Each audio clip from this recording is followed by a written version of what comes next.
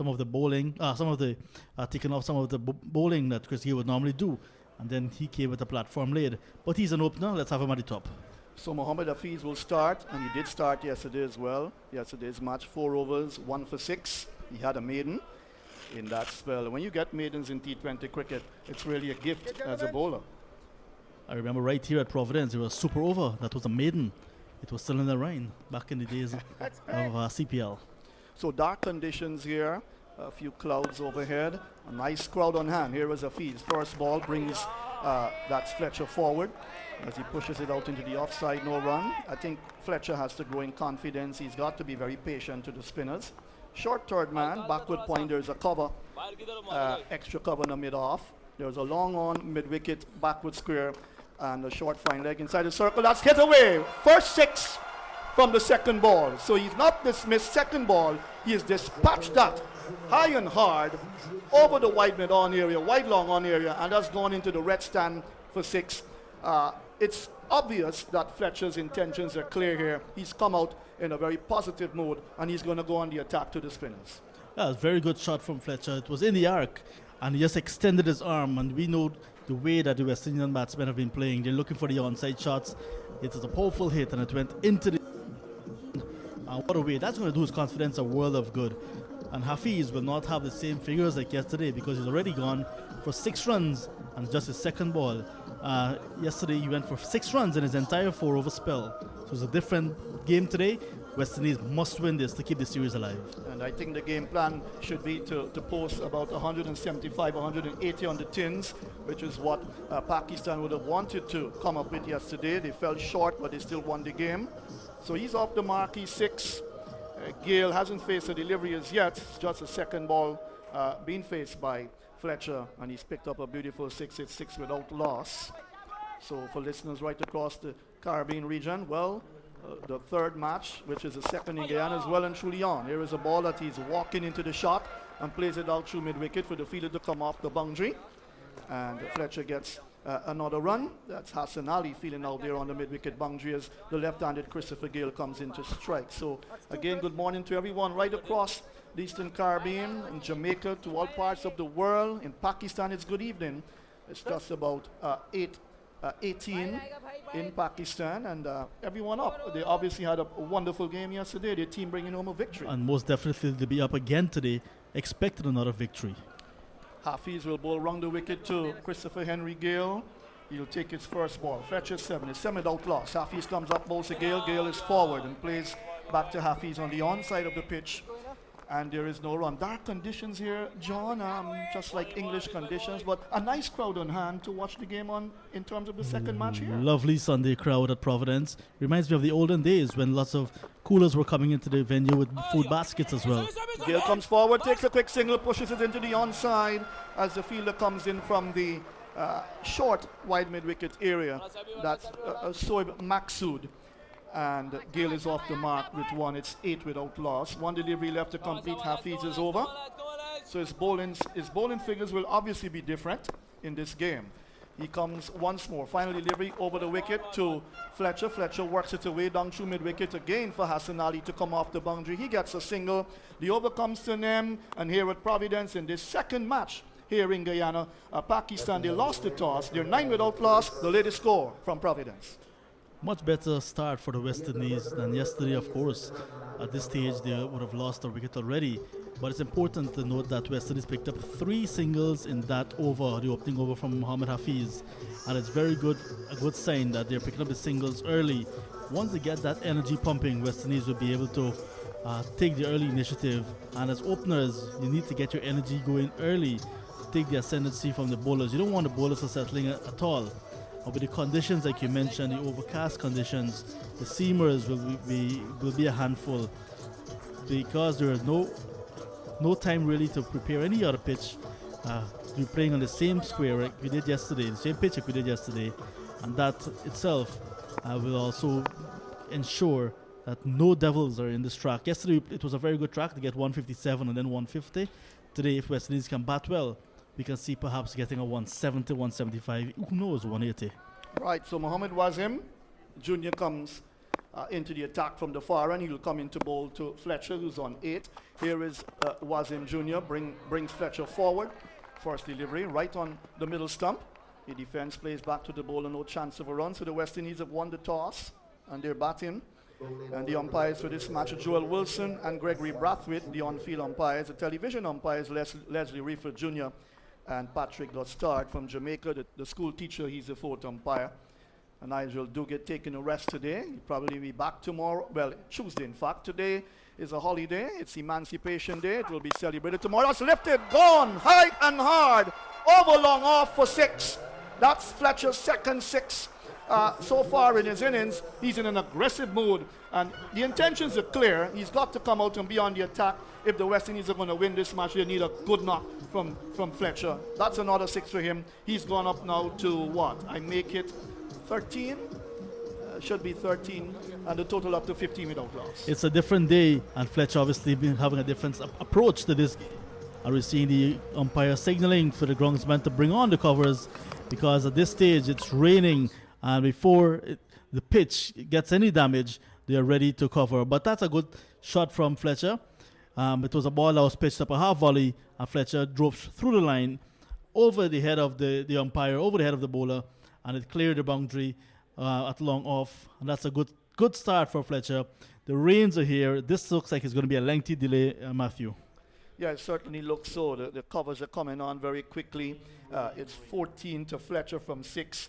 2 6s in that short inning so far. Gale is 1. It's 15 without loss. And Rain has stopped play here with Wazim Jr. just bowling 2 deliveries and being hit for 6 from his second delivery. But certainly we're going to have a little bit of a delay here in this second T20 match in Guyana, the 3rd overall, with the first being abandoned in Barbados. And it must be a win situation. But I think the weather is going to play a little bit of a cat and mouse game today with us, because I think the weather forecaster says that this is going to probably happen up until around 3 o'clock this afternoon. So we've got to be very much patient, and the guys have got to work very hard today. The ground staff, they'll have to work very hard, John, but the Providence pitch and overall, the playing area drains very quickly here. It's just a matter of how long the rain will fall for and how much time will be lost in this match. Yeah, it's not a good sign whenever you have cricket and it's raining, because the cricket the match plays with time.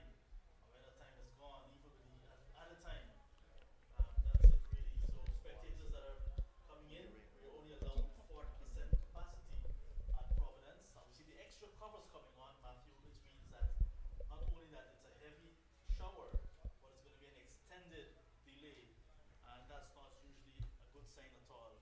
But the only thing that is good about this is that there's adequate covers. The bowlers went up, the entire square is going to be adequately covered, and it's going to be no any delay after the rain has stopped before we can get play on the way.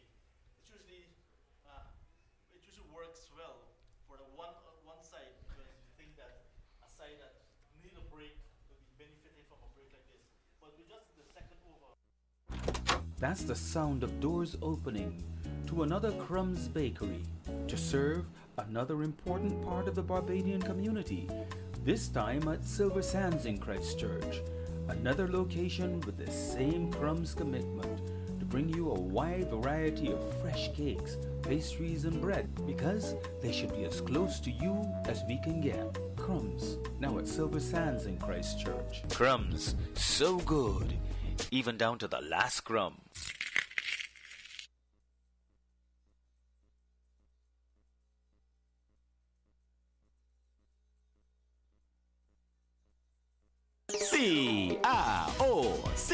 What you doing? Practicing how to say hello in Italian so I can go impress the folks at Caribbean LED. You mean because they have the new Fumagalli range of lighting fixtures, ideal for outdoor use, especially for homes like ours in the tropics, affected by constant sunlight and sea spray? Si, Fumagalli. Aren't you? Head to the store at Wildy. I will go to the Laura Estate location on my way home. Oh, and it's not Ciao, it's pronounced Chow. Wait, it's Chow? the LED lighting topic of the day, John. Very interesting. We're not supposed to discuss this, but it says, would you take Christopher Henry Gale and Fidel Edwards to the upcoming T20 World Cup? What a question.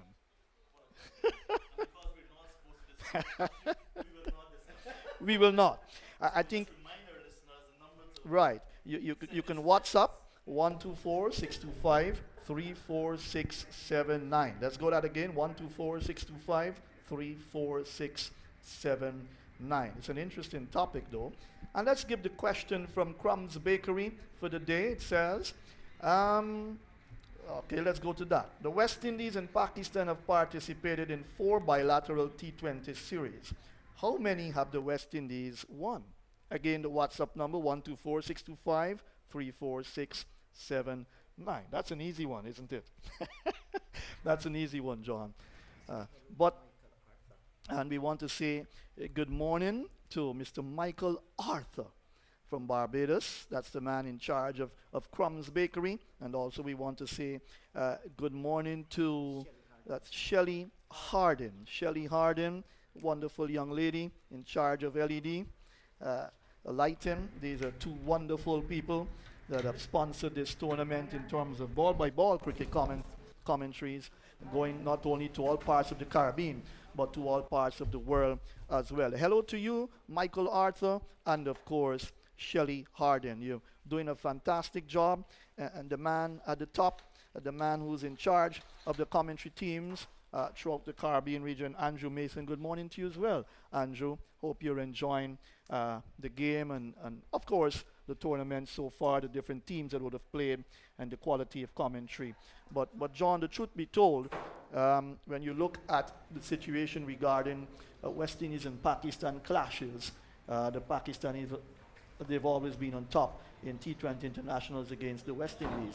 And I think the West Indies would want to make amends. You've got the opportunity, a World Cup is around the corner, 16 teams involved, divided into 2 groups of 8, and you've got 45 matches to be played in that World Cup. There'll be 2 semi-finals and the final in those 45 matches. And you want the West Indies to go there to Oman and the United Arab Emirates and perform well. They're in a group with Australia, Pakistan, India, South Africa, New Zealand, Afghanistan and England. In the first round, you've got Sri Lanka and Ireland. They had to play to qualify, of course, along with Papua New Guinea.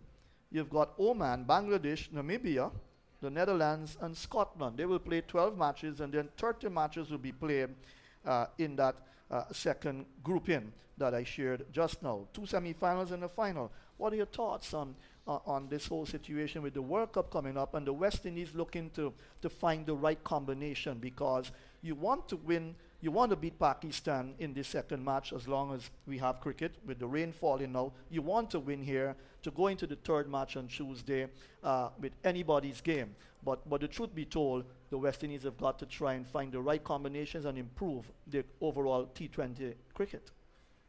One of the things I'm pleased about, Matthew, is the fact that the West Indies bench strength is actually strong. Previously, in some squads, West Indies had to depend mainly on the players that they have picked for their first team. But the second string, so to speak, we have 18 players that are traveling around with this T20 squad at the moment with West Indies. And the players that are coming off the bench are very capable, because it's difficult to pick what we call the best 11. You need to have your combinations right. And because of that strength we have on the bench in terms of West Indies, I am pleased that the work has been done before this series to have those players. We call it a set bunch. Who will go to the World Cup?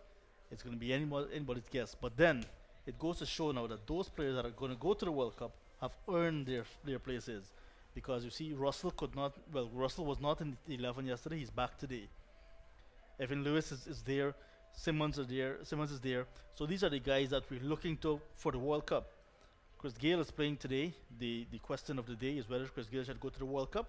I'm happy I'm not Roger Harper and company, because the selectors will have a headache to pick that final touring squad. But the way it's set up, I'm impressed. Right after this series, it's going to be CPL. So players will not be playing as a West Indies unit, but they're going to be playing for their respective Caribbean franchise teams. That in itself is going to be adequate preparations. We know CPL is quite popular. It's going to be played in St. Kitts, however, one venue at Warner Park, and that could also be mental preparation because the venue is not going to be the same conditions as we're going to be getting in the World Cup. But cricket is cricket at the end of the day. Warner Park is a small venue, and it's going to be a long tournament as well. CPL long in the sense that each team got to play each other twice, then we get into the playoffs. So that's going to be a lot of cricket as well. So it's going to be really good to see that these players that are going to the World Cup can continue to have good performances, continue to be consistent. So when they get to that World Cup or when they're picked to travel, they have cricket behind them. Right, Inderjeet is in with us as well in this discussion. Indar, what's your whole take on the West Indies side, preparations for the World Cup and the players that have been exposed in terms of being able to choose a wonderful side to go to that World Cup in the UAE and Oman?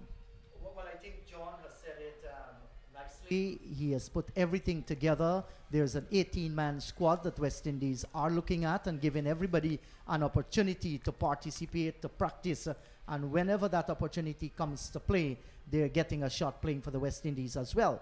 Very important too.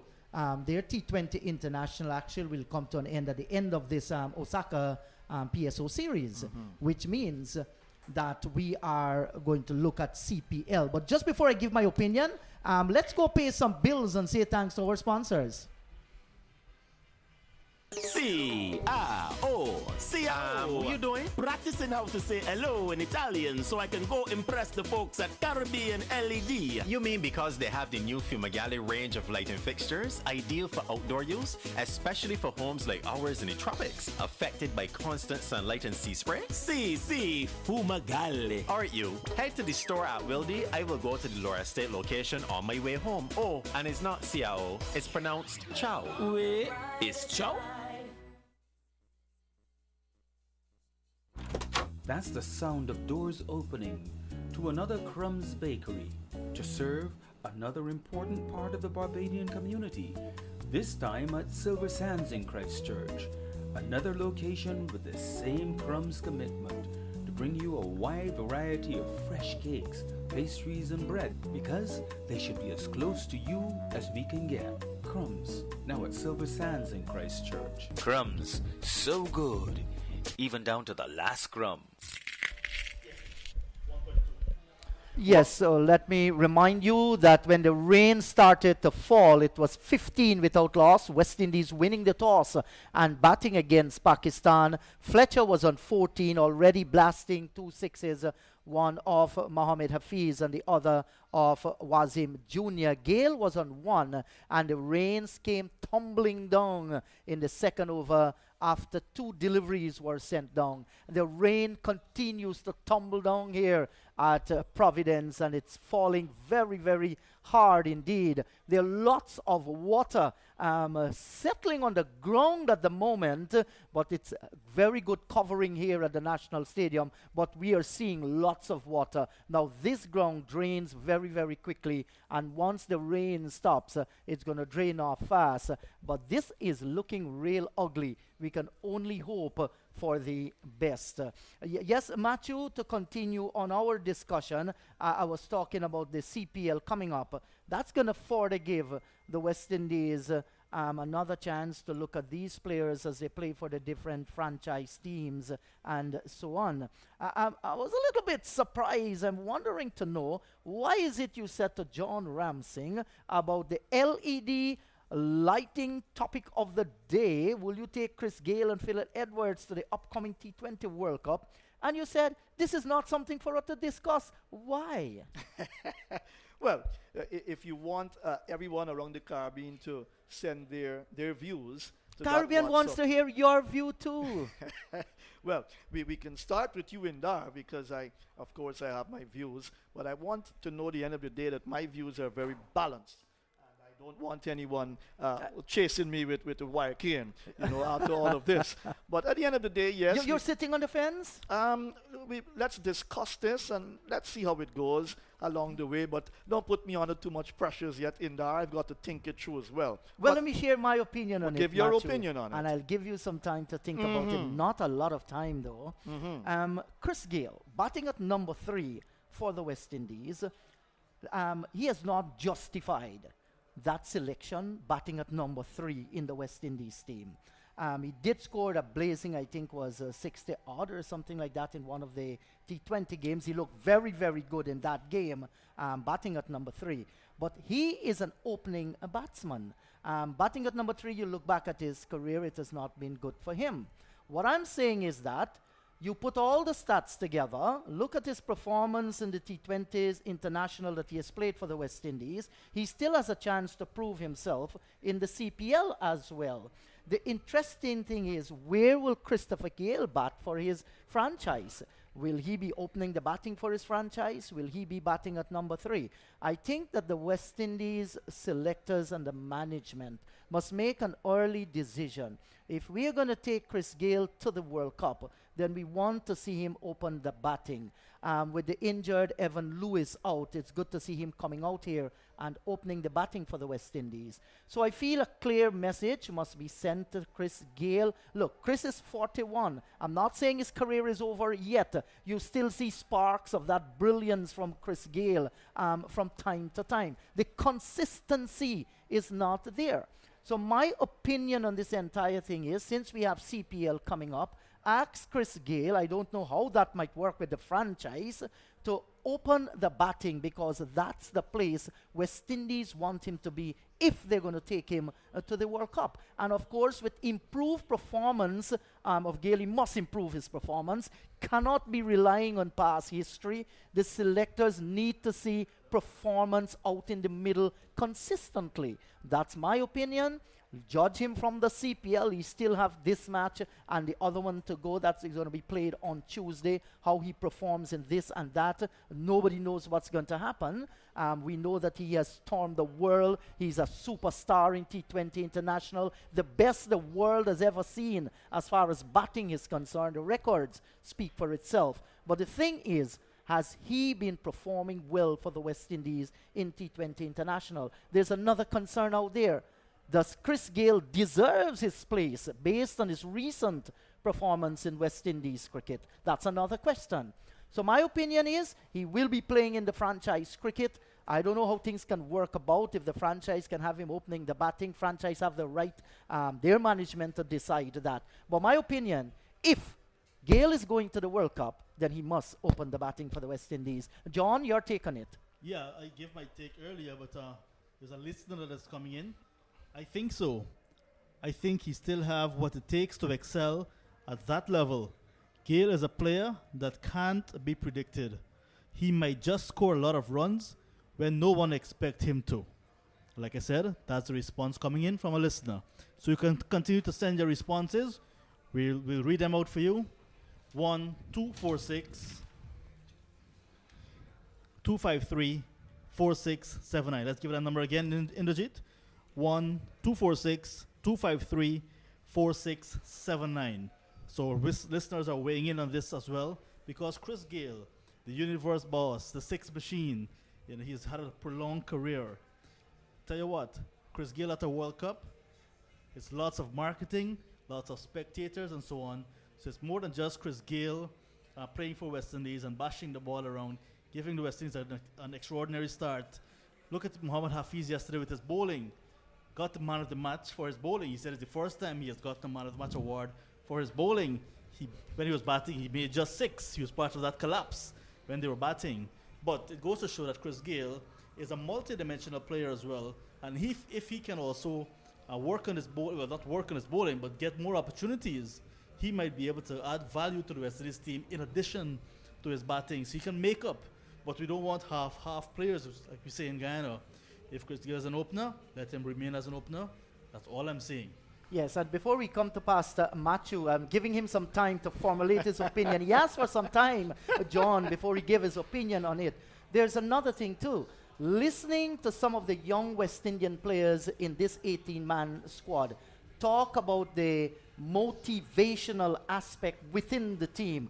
Chris Gale has been given high praises for motivating the likes of Nicholas Puran, Shimron Hetmaya. They keep talking about him in the camp, gelling the players together, and that's something very, very important. You might have all the talent in the world, You might have great records and whatever the case may be, but if you do not have people around you to motivate you and lift you to that another standard, you might not be able to maximize the talent that you have. So listening to the players, Gail is playing a vital role, but it comes back to the most important thing, your production out in the middle. As we speak with you, let me tell you, it's thundering here at Providence. The water is settling on the ground. You can hardly see green at the moment, and that's because there are lots of water here at Providence. I've never seen this amount of water. I came here in the 27 World Cup when West Indies played Sri Lanka, and I recall there were lots of puddles of water. One thought they weren't going to be played. But for the first time at Providence, I am seeing this amount of water, John. I agree with you, Indrajit, and I'm shocked because we were discussing a few moments ago when just by the edge of the covers, water started to accumulate. Now the entire outfield is underwater. This is the first time I'm seeing this as well. I remember a few years ago, Guyana and Trinidad and Tobago were about to play a game for what at that time was called, I think was the President's Cup in 2008. Lots of rain, similar type of conditions. And then the water disappeared and there was play, but it was not as much as this accumulation. And then a few years ago as well, in a 4-day game, I almost left the venue because there was lots of rain. Right after the rains, about 45 minutes after that, the players were out there doing their thing. But this time, this is the most water I've seen on the Providence outfield. I'm hoping and praying. I pray a lot, in the G. That's nice. That's nice. So I'm going to pray some more. I'm hoping and praying that this water can disappear once the rain stops so that we can have play. And I'm sure that God has listened to all those prayers, John Ramsing.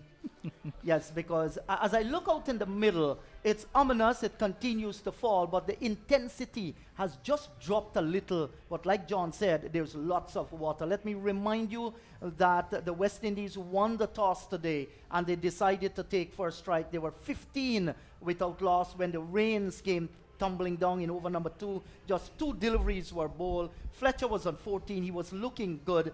Gale at that time, he has gotten 1. So let me remind you once again that LED, a lighting topic of the day. Will you take Chris Gale and Fidel Edwards to the upcoming T20 World Cup? I want to say hello to Shelley Harding and team from LED Lighting Trinidad and Tobago, and hello too to Crumbs Bakery, the managing director there, Mr. Michael Arthur.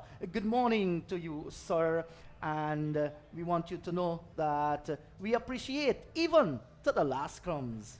And some more responses coming in Legit and Matthew. Let's hear them. One was very bold. No, leave both Gale and Edwards home. And another response. This is from NJ, I'm not sure it's from New Jersey, or somebody's initial being NJ. Chris Gale intimidates every team. He is still important as far as I'm concerned. Both Edwards and Gale should play their last World Cup. Your thoughts, Matthew?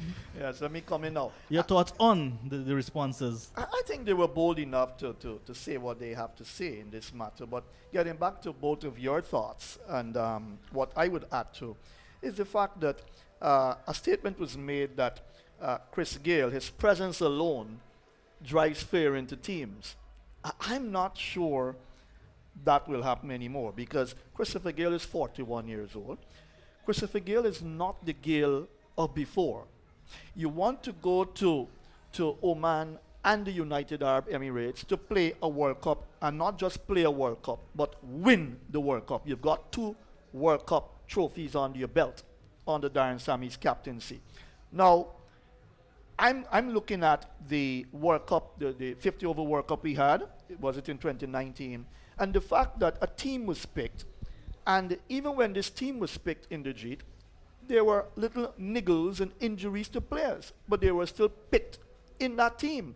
And I didn't quite agree with that, because the results showed that some of the players who were injured could not perform to the maximum. Now, Christopher Gale's problem is not injury at this point in time.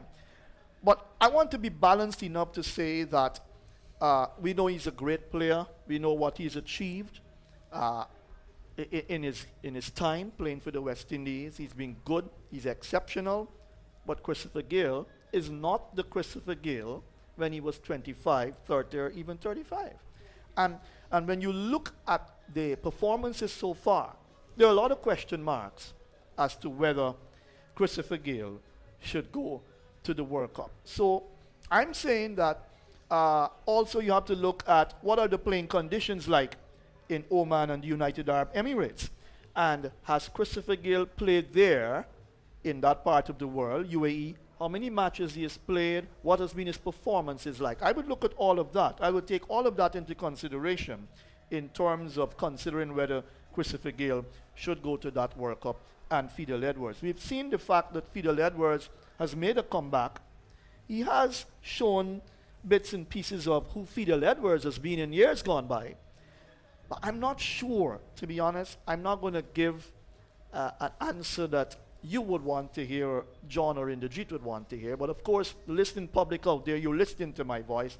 And all I will say is, it's a bit tough for me just to say right now if I will take both players. Maybe one, yes. I won't call the name as yet. But I'm not sure I can say I will take both players to the World Cup as yet, Indar. I need maybe to see the end of this tournament, and then when will the team be picked for the World Cup? Any ideas when the team will be picked for the World Cup? No, I'm not certain. The deadline for submission Yes, of team. I know there's a deadline. We'll certainly check that out. And ICC too, I think they have raised the number of players that teams can name to go to the World Cup. So just it might not be 18, it might very well be a little bit more than that. 18, 20. So we're looking at 20. So we're looking at this concept that should Gale be a part of the 20. Okay. Right. Yes, John, you have some more WhatsApp? I'm really impressed with the responses coming in. I have 3 more that came in. One said, yes, I will take Gale. The other said, good morning. If not Chris Gale, then who? He hasn't performed any worse than Hetmeyer and Fletcher. Too many armchair selectors. Any other international team going World Cup, Mr. Gale would be their first name down. Only West Indies armchair selectors does this. Interesting, they're attacking the selectors there now. So the next response that came in, Baron Sammy didn't make runs or take any wickets, and you guys never questioned his selection last World Cup. Well, I think, John, nobody's questioning the selections of Christopher Gale. All we are saying, share your opinion on it, whether Gale and Edwards should go or should not, because these are hot topics around the different territories in the Caribbean. Commentators do not pick people. We do not say who should be picked and who should not be picked. All we're doing is to give an opportunity out there through LED lighting. That's the topic of the day. Will you take Chris Gale and Fidel Edwards to the upcoming T20 World Cup? Now, let me share an honest opinion with you. If we're naming 20 players to go to the World Cup, I'm not going to sit on my fence. Correct. If you're naming 20, name it 20. 20 is not maybe, it's 20. I am saying that's my opinion. If you're naming 20, Chris Gale must be among the 20. I'm not saying he's going to be in the final 11. That's for the selectors. This is the opinion of Inderjeet Prasad. And I am saying that if you're carrying 20 to the World Cup, then Chris Gale must be a part of that 20. Well, you didn't call Fidel Edwards' name. Yes, I'm going to talk about Fidel Edwards. I'm putting you under pressure now. No pressure whatsoever, Matthew. I am tough. I know my cricket. I guess I know my cricket. I will touch on Fidel Edwards a little later.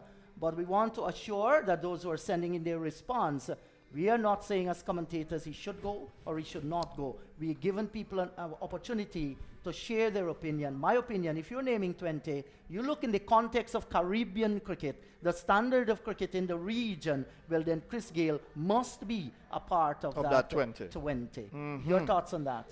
Yes, I'm not gonna disagree with you on that. I must be honest with you. But then if you want us to discuss some of the other players, who are in the tournament so far. No, let's talk. That won't be bad at all as Yeah. an addition. Yeah. All right? Let- Because let- the question could be asked, would you take Fletcher to the World Cup? If you get my point. No, but we would are you asking- take a Ocean Thomas to the World Matthew, Cup, we- etc. we- But we're dealing with Gale and Fidel Edwards. That's right. We'll talk about So the we'll guys. stay on that. That's right. Your thoughts on Fidel Edwards? I want John to come in first before I give my thoughts. Matthew, I'm asking you. No, he needs time to gather his thoughts. I like to gather my thoughts carefully. So let me allow some other of our listeners to come in on this. And listeners, what I encourage you to do as well, as we continue to have rain, you can let us know where you're coming in from. You do not necessarily have to let us know your name, but where you're listening to us from, whether you're in Guyana or any other part of the Caribbean or wider world. All right, so let us know what's happening. You can send your responses to 1-246-253-4679. All right, that number again, 1-246-253-4679. So we have a couple of responses coming in. Prasad, I agree with your thoughts. Quite simple. Yes, I will take both Gale. I'll take both players, but Gale is the best as an opener. Gale is best as an opener. Not number 3. He will have to open. Best way forward for WI. And finally, seriously, this is a debate. Gale, Pollard, and Russell should be the first 3 names on paper. Yes, I have no problem at all with the opinions. I mean, and you see, this is the lovely thing about it, giving people an opportunity That's right. to share their opinion. As we speak with you listeners, the rain has almost stopped here at the stadium, and the water is going down. We can still see water on this ground. There are lots of water, but we are seeing too that it is definitely going down. So those are good signs. Rain stopping play in the second over after 2 deliveries with West Indies. A pretty good start so far. 15 without loss. Fletcher on 14 and Gale is on 1. So let's talk a little about Fidel Edwards. I looked at Fidel Edwards bowl in the recent tournament against Australia. And he has lost some sting, but he still bowls well. You look around the West Indies, and this is a serious problem, John and Matthew. Some people talk about a cutting-edge fast bowler. You will hear some fans talking about the killer instinct in our fast bowlers. Before I give my thoughts on Fidel Edwards, do we have fast bowlers in the region that we can say this one or these two have killer instincts, or they have the cutting edge above the other fast bowlers? Do we? John? Yeah, I will come in on that and give one response that came in, and then I'll give my personal Yes. opinion as well. Gale should be picked. His only issue is that it takes him a while to get going nowadays. Fidel Edwards, no. Too expensive. That's what one listener said. And somebody just came in. Yes, I will take Chris Gale. Can be player mentor too. All right, so they're looking at him in another capacity as well. I think he has been doing that. Yes. Quite honestly, just like what Bravo has been doing with our bowlers. Great. Let's get to Fidel Edwards, in my opinion, before we get the good pastor. Fidel Edwards, to me, quite simple. No, because we have some youngsters that are doing not what he is doing, but I think they're doing better. Let's look at young Shepherd, for example. Right? Similar type of slinging action, and he offers more with the bat. He can feel as well, like we saw yesterday. Yeah. Chemo Paul. We haven't been hearing much about Chemo Paul as well. Chemo Paul, young, he's exciting. He can do a lot with the ball. He has been working on some variations as well, similar to Bravo, similar pace as well. And as well, with the bat, he's handy. In the outfield, he's electric. And we will see him for the St. Lucia Zooks when the CPL starts on August 26th. It's an opportunity for him as well to come against the more, in CPL history, the more popular franchise, so to speak, in terms of results. The Guyana Amazon Warriors, the Trinbago Knight Riders, the Barbados Royals, not Tridents again, Royals. So that will be a test for those players. And those 2 players I mentioned there, they're personally, in my opinion, giving you a little bit more than what Fidel Edwards is offering at this stage. All right? And then you look at the Ocean Thomas, there's those guys with the extra pace. Obed McCoy, who has pace and now working in a lot of change-ups. These are guys that I would personally have ahead of Fidel Edwards. And taking into consideration, Dwayne Bravo has cemented his place there in the team. There is Sheldon Cottrell. He definitely will be going as well. And Jason Holder. Very difficult to see. Now, outside of this 18 that we are talking about, well, with the advent of Romario Shepherd, that's 19 that they have here, John, because he came in for the Guyana match here. Right. He's in this match here today as well. We're looking at one more around the region. Let's say we're not going to take Fidel Edwards. Who do we turn to? Well, we've got to watch with the CPL as well how these guys will perform, because you've got this guy, Javon Seals, am I correct? You've got a few youngsters. What I like, if we can manage Obed McCoy well, I think Obed McCoy is one for the future, of course. He's playing, and to my mind, he's a certainty. But let me just back up to say that I believe that Chris Gill should be in the squad of 20. I'm going to go with that. I have no problems. Chris Gill is a good leader as well. Have you waited until you hear John and Jit talk? No.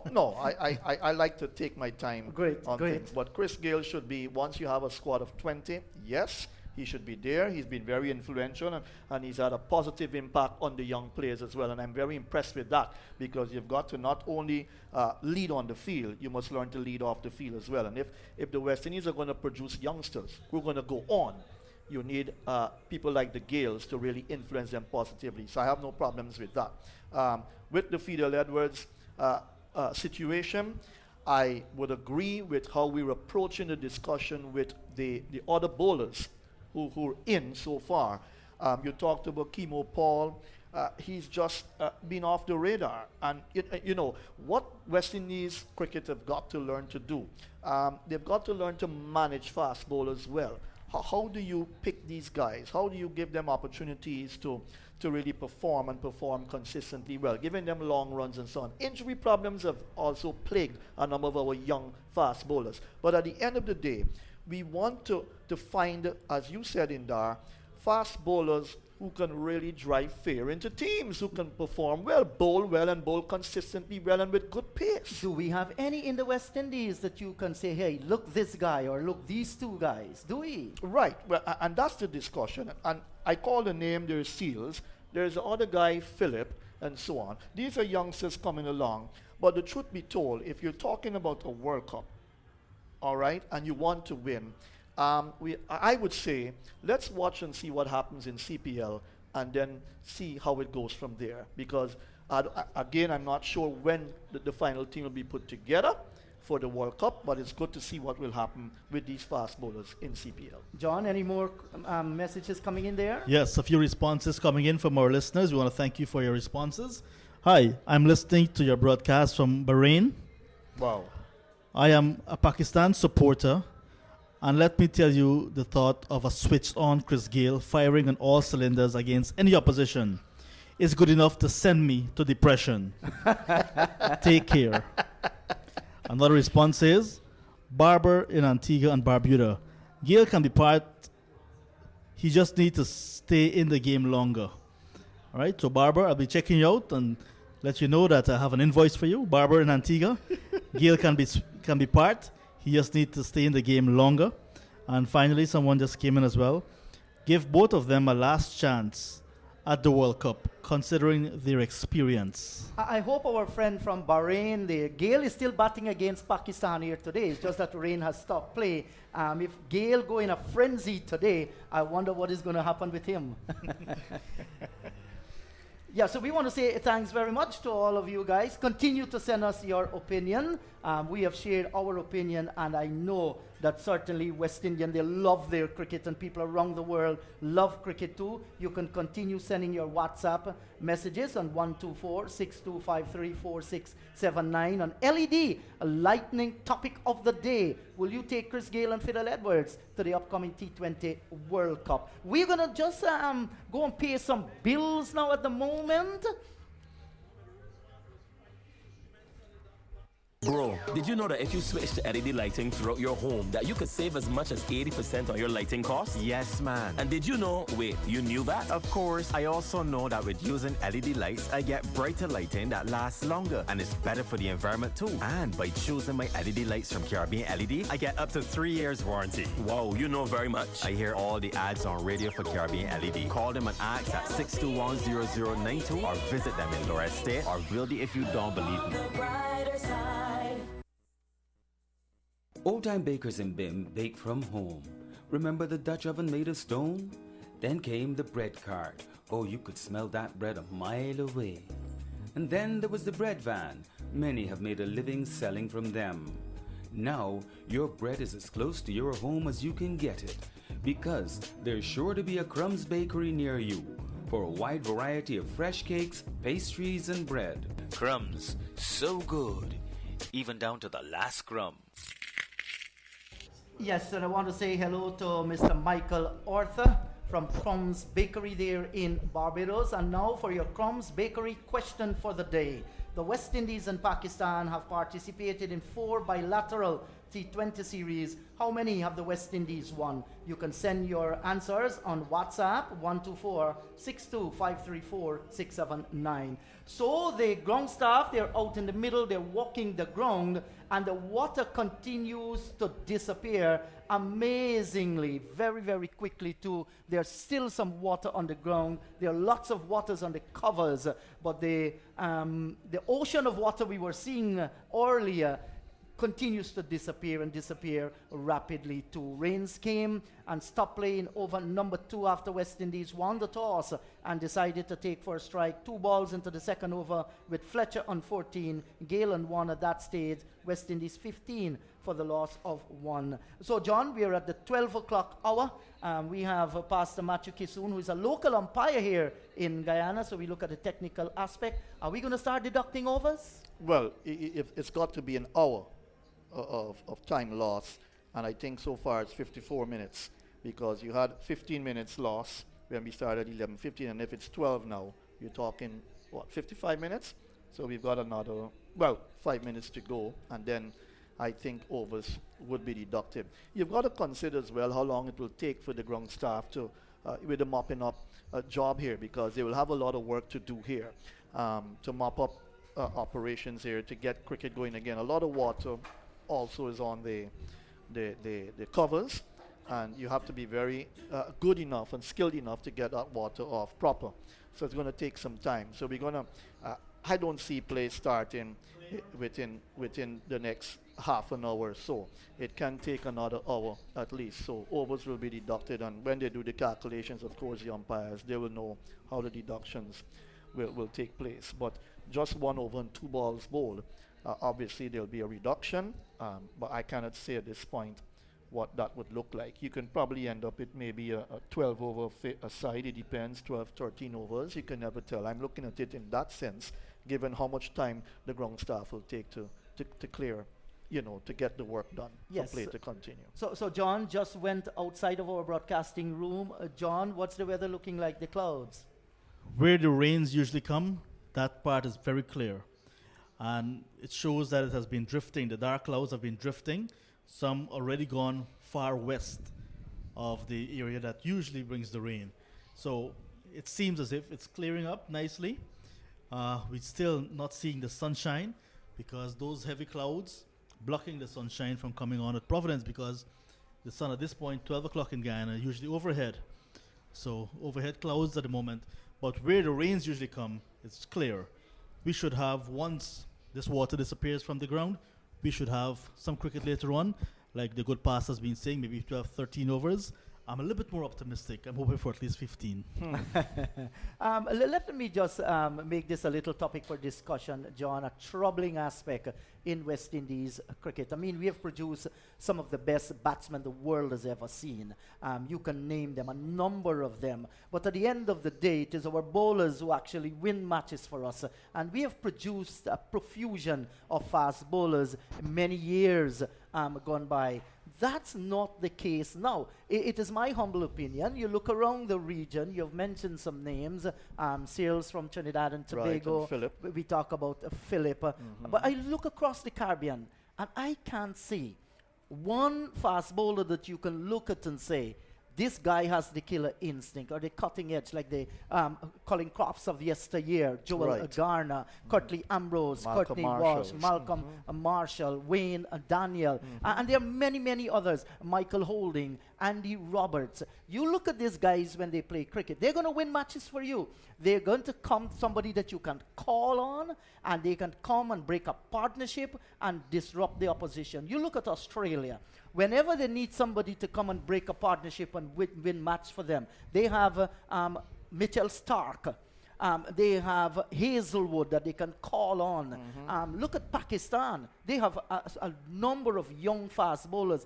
India, over the years gone by, with the exception of people like Kapil Dev and so on, they never used to produce fast bowlers.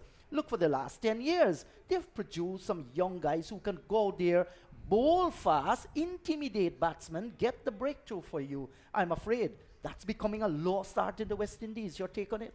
And I think what has happened too, you look at the type of pitches, we talk about pitches and so on, pitches in the Caribbean, What's wrong with the pitches in the Caribbean, Matthew? Not favoring fast bowlers. You don't see a batsman hooking well now in West Indies cricket and things like that. And, you know, because of the advent of franchise cricket and so on, you talk about a proper fast bowler coming through the system to play in 4-day regional cricket, all right, and taking a 5-6 wicket haul on a regular basis. A lot of our youngsters coming up now, they don't want to do the hard work. They don't want to put in the hard work to even play test match cricket. And that's the problem, because if our regional cricket is going to suffer in terms of finding quality fast bowlers, look, let's talk about a youngster from Berbice, but he's got to watch himself in terms of being managed well. A youngster by the name of Liam Smith, am I correct? Niall Smith. I think Niall has got good pace. He's a good bowler. He's got a good action. But if Niall can be managed well, and I'm speaking from the point of view of a young fast bowling Guyana, if Niall can be managed well, Niall can be a really good bowler. But these days, our fast bowlers become injury prone very quickly, and it is a problem. I'm not sure how West Indies cricket intends to tackle this problem, but certainly these youngsters have got to work on themselves as well. They've got to be in the gyms, keep themselves fit, and they've got to get opportunities to really craft their art well and to be able to bowl a lot. And this is where the problem lies. Our regional cricket, the spinners are always picking up a lot of wickets in the Jeet, and that has been the case for so many years. And yet some of our top spinners who've taken a lot of wickets have not been able to make the West Indies team. So what are you looking for? What are you concentrating on? What's your school of thought in West Indies cricket when it comes to fast bowlers? And I'm saying that a number of our fast bowlers, you cannot even identify too many of them around the Caribbean. As you're talking about the kill instinct, where are they? I can hardly find them. Well, that's an area that the West Indies need to look on. Like, I believe success depends on many things, Matthew, but most of all, it depends on you, the individual. Some years ago, I had a lively discussion with our countryman, former West Indian fast bowler Colin Croft, who is actually in Guyana today doing television commentary, and he was mentioning to me the number of miles that they ran and jogged in their playing days, getting up early in the morning. Colin from Lancaster Unity on the east coast of Demerara used to run all the way to Mahika Market and come back down. And there were lots of miles that they completed. I'm still wondering to know if that's an aspect of preparing our fast bowlers. You know, the things depend on you. If you want to get success, you have to put in the hard work as well. If we're going to beat the world again in Test cricket and one-day internationals, well, then we must begin to produce fast bowlers. When a batsman is out there in the middle, the first thing he's going to think about, it's not runs or protecting his wicket. The first thing he's going to think about is the fear of physical damage. Is anybody's going to damage my head? Are they going to get into my chest, my jaw, my ears? We do not produce fast bowlers like that. And that's so true. And even at a T20 level, you look at some of our young bowlers, they become injury prone as well very quickly. And you're playing the shorter format of the game. Look at Obed McCoy. That's a good young left-hand fast bowler, right? You want him to be strong enough to play not only T20 cricket, but 50-over cricket. We talked about young Liam Smith. All right, Niall Smith. I got that. I'm getting that name wrong. Niall Smith. You look at the Phillips and the others coming along, the Seals, the young man that made his debut in that Test match. But you don't want these fast bowlers to appear. They seemingly are good. We love them, and then they disappear. That's the problem. You don't want them to disappear off the radar, and that has been the problem with a number of our bowlers. Look at Kimo Paul. You talked about young Kimo Paul, a good all-rounder.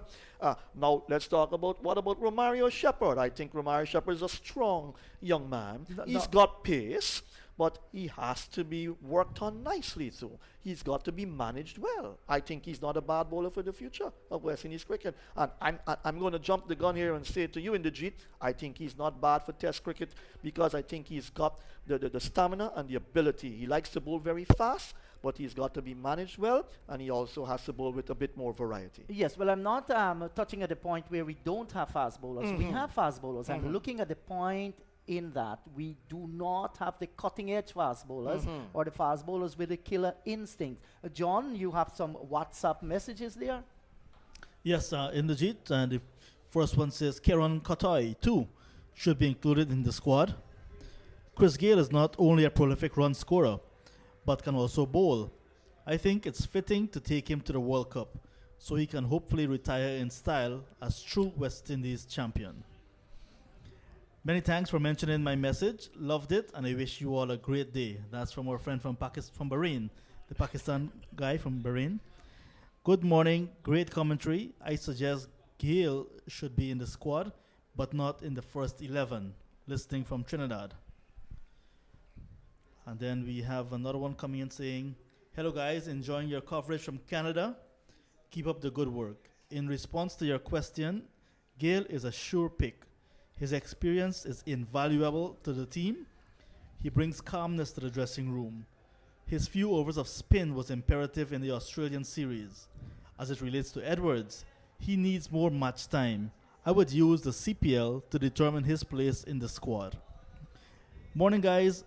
You cannot pick a 20-man team leaving the Caribbean for the 2021 World Cup and do not include Chris Gayle. That would be diabolical wrong. And if you take him, he has to open the batting. There is where he is most effective in the power play overs, and that's from Ace Operator. Some of our responses coming through. Yes, are we going to go across and pay some bills at the moment? Hello, good morning. I like how there's no cricket playing and you're still commentating and talking about. Okay then.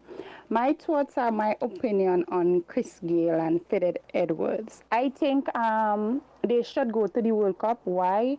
I think they're the two oldest player in this West Indies side now. When you have an older player and younger player, then the older player could teach the younger player things. Fitted Edward is a bowler. He could teach a lot of bowler who coming in now, like the younger guys. He could teach them a lot. You understand? Chris Gayle now. Chris Gayle is there from a good while.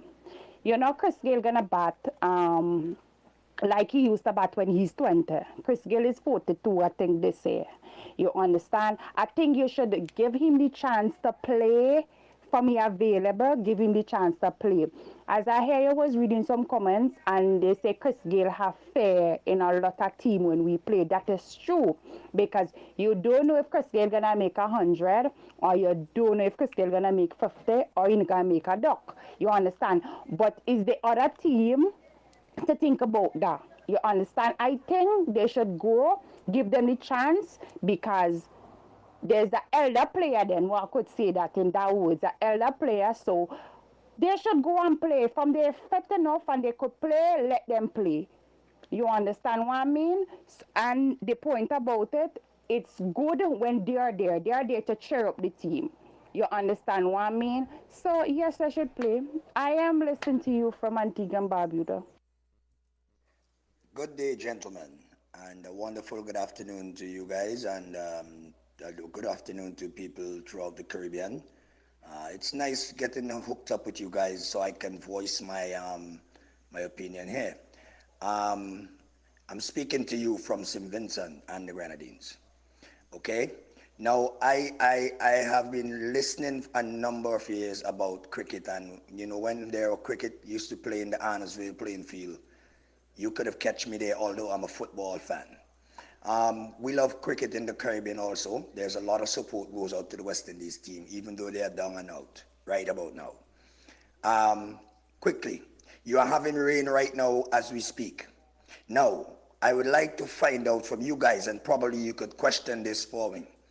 Why is it that we have such a wonderful playing field in St. Vincent and the Grenadines that hosted cricket, West Indies cricket for a number of years, had good turnouts, and West Indies has been very successful on this ground in Arnorsville?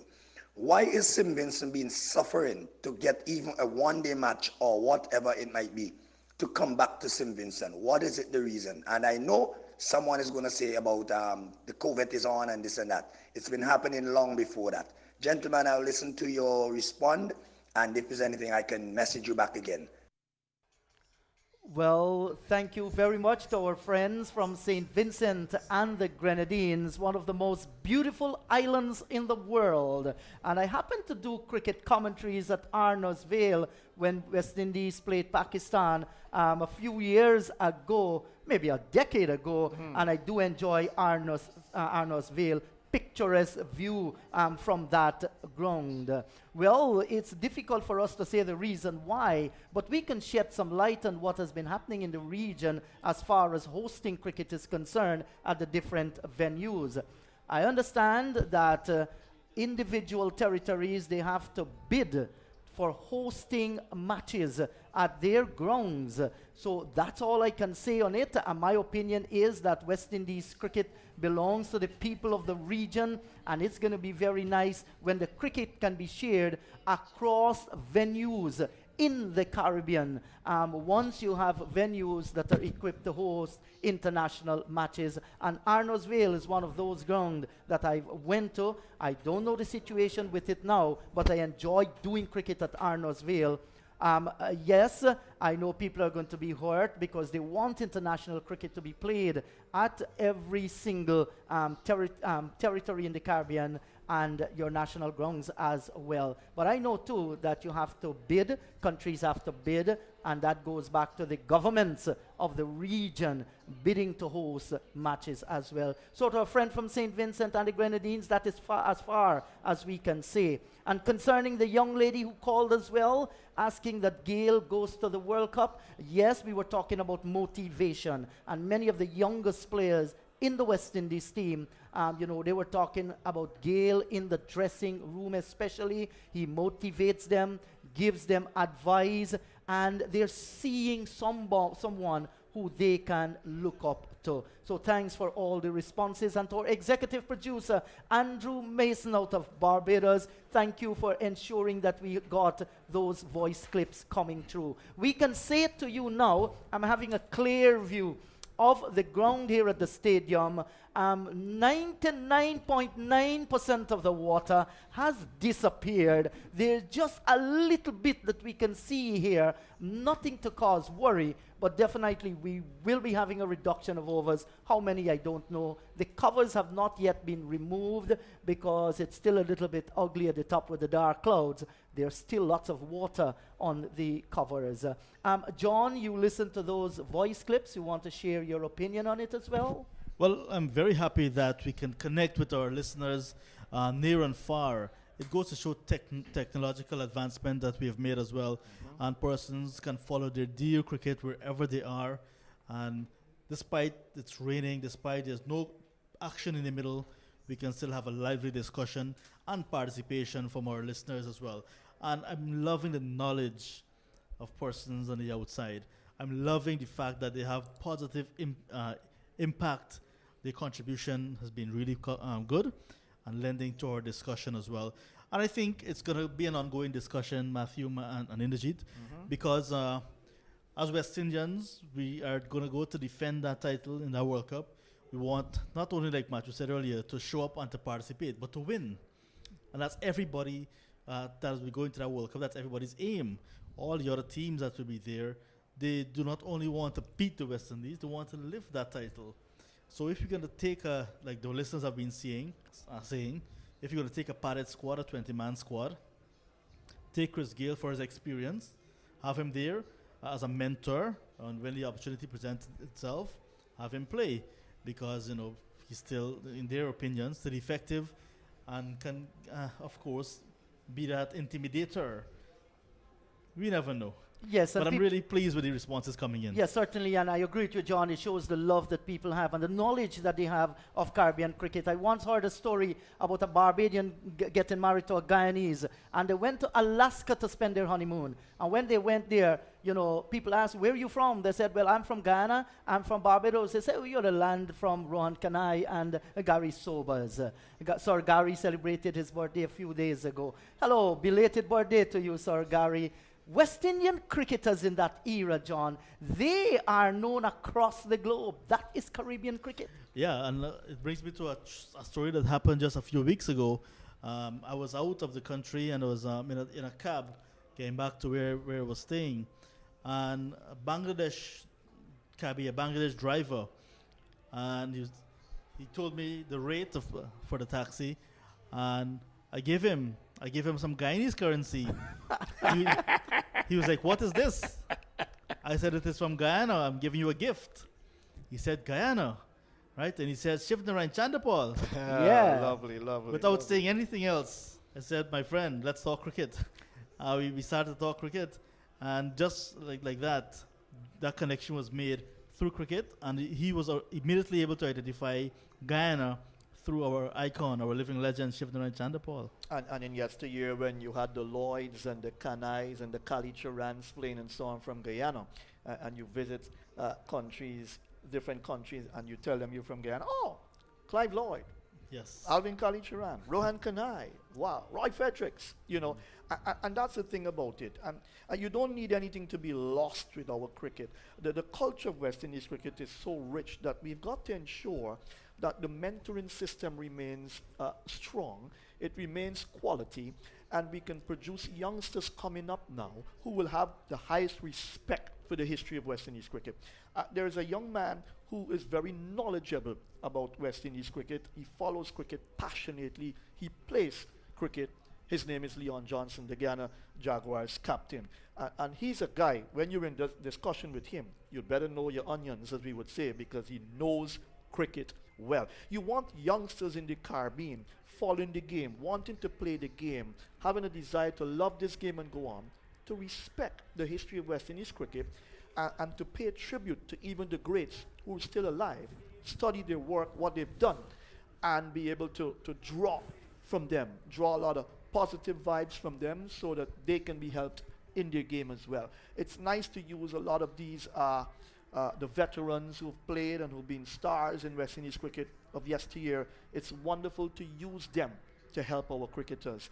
It has been tried a lot, and it's still happening. You look at Pakistan, Waqar Yunus is here, all right? They've got Misbah ul Haq and even Inzamam ul Haq very much involved in their cricket, and that's what you need. And that level of respect, that is very much needed in West Indies cricket and West Indies cricket culture. Yes, and as we speak with you, the umpires, they're out in the middle, and we see that the umbrellas are going up. So that will tell us that the drizzle is coming back. It's cleared up nicely at the top, but there's still lots of waters on the covers, and we cannot see any of that water we spoke about on the ground. It's drained tremendously, but certainly they're not going to remove the covers for now. And I want to believe that the latest the match could start is at 16 minutes after 1, or restart 16 minutes after 1, Matthew? I'm not sure, to be honest. And you can play a 5 over? Yes, I think that constitutes the T20. We are already in 2 overs here at the moment, so you'll never know what can happen. But just remind you that rains came in over number 2 when the second ball was completed with West Indies winning the toss and batting against Pakistan. Fletcher was on 14, Gale on 1, the West Indies 15 for the loss of 2. Since then, we have no cricket being played, and that's because of heavy downpour of rain, and the drizzle is coming back here out in the middle. The umpires did have a discussion with the chief ground staff, that Wasim Habib. He's out in the middle, and once the umbrellas goes up out in the middle there, it says that the drizzle is continuing to come. Even the Caribbean CPL, I remember I always watch them because I was a cricket person. And when St. Kitts and Nevis Patriots was in the game, most of the time they are the first person that dropped out of the competition. And since Chris Gayle be the captain, you understand, the first time I remember Chris Gayle leave Jamaica and be the captain for the Patriots. They come up, I think it was second, they was in the final. They were playing against, I don't remember who they were playing against, but I remember they was in the final. You understand? Last year I didn't get to watch it properly because I was busy, you understand, going to school and stuff like that. So the point about it, Chris Gayle is a good player. You can't expect him to perform all the time, you understand? But I think they should give them the chance, cricketer, to play as long as they want to play. That's how I feel. All right, that's a voice note coming through once again, talking about CPL cricket and the role he played for the St. Kitts and Nevis Patriots, bringing them from the team down under, as we can say in inverted commas, to make it one of the most competitive in CPL.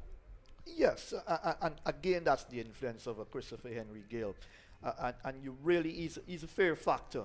He's a key man, and you really need him around for as long as he wants to be around in this format of the game. So taking him to the World Cup in a 20-man squad, I have no problems with. My colleagues here have no problems with. It's all about how the Caribbean people think as well. And also it's about Christopher Gayle's personal performance and how he feels about it. Of course, being in the side says he wants to play for as long as he can for the West Indies. He still has something positive and good to contribute to the team, and that's important, and to West Indies cricket in general. He's not going to perform well in every match. Number 2, he's not going to play in every World Cup match that the West Indies will have to play. They'll have to juggle with the team to ensure they get the right combinations for the various teams that they have to play. But for my money, I would play Christopher Gayle in the matches with the stronger sides, where they have the quality fast bowlers. Well, if Chris Gayle is scoring runs, he should play in every single match.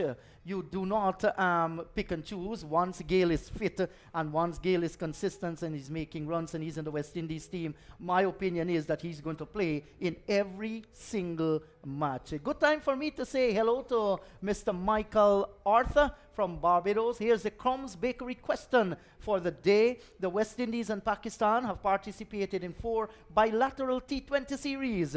How many have the West Indies won? You can send your answers on WhatsApp 124-6253-4679. And of course, the LED lighting topic of the day. Hello to Shelley Harding and team there in Barbados. Here's the question. Will you take Chris Gayle and Fiddle Edwards to the upcoming T20 World Cup? So the umpires have disappeared from the ground, so to the ground staff, and all we're seeing out there is the cover, and there are lots of water in it, but the water has completely gone from the ground. Fantastic drainage here at the National Stadium. So we certainly await, as soon as the covers is taken, the umpires are going to make their inspections, and we'll take it from there. John, do you have any more coming through? Yeah, a few questions coming in.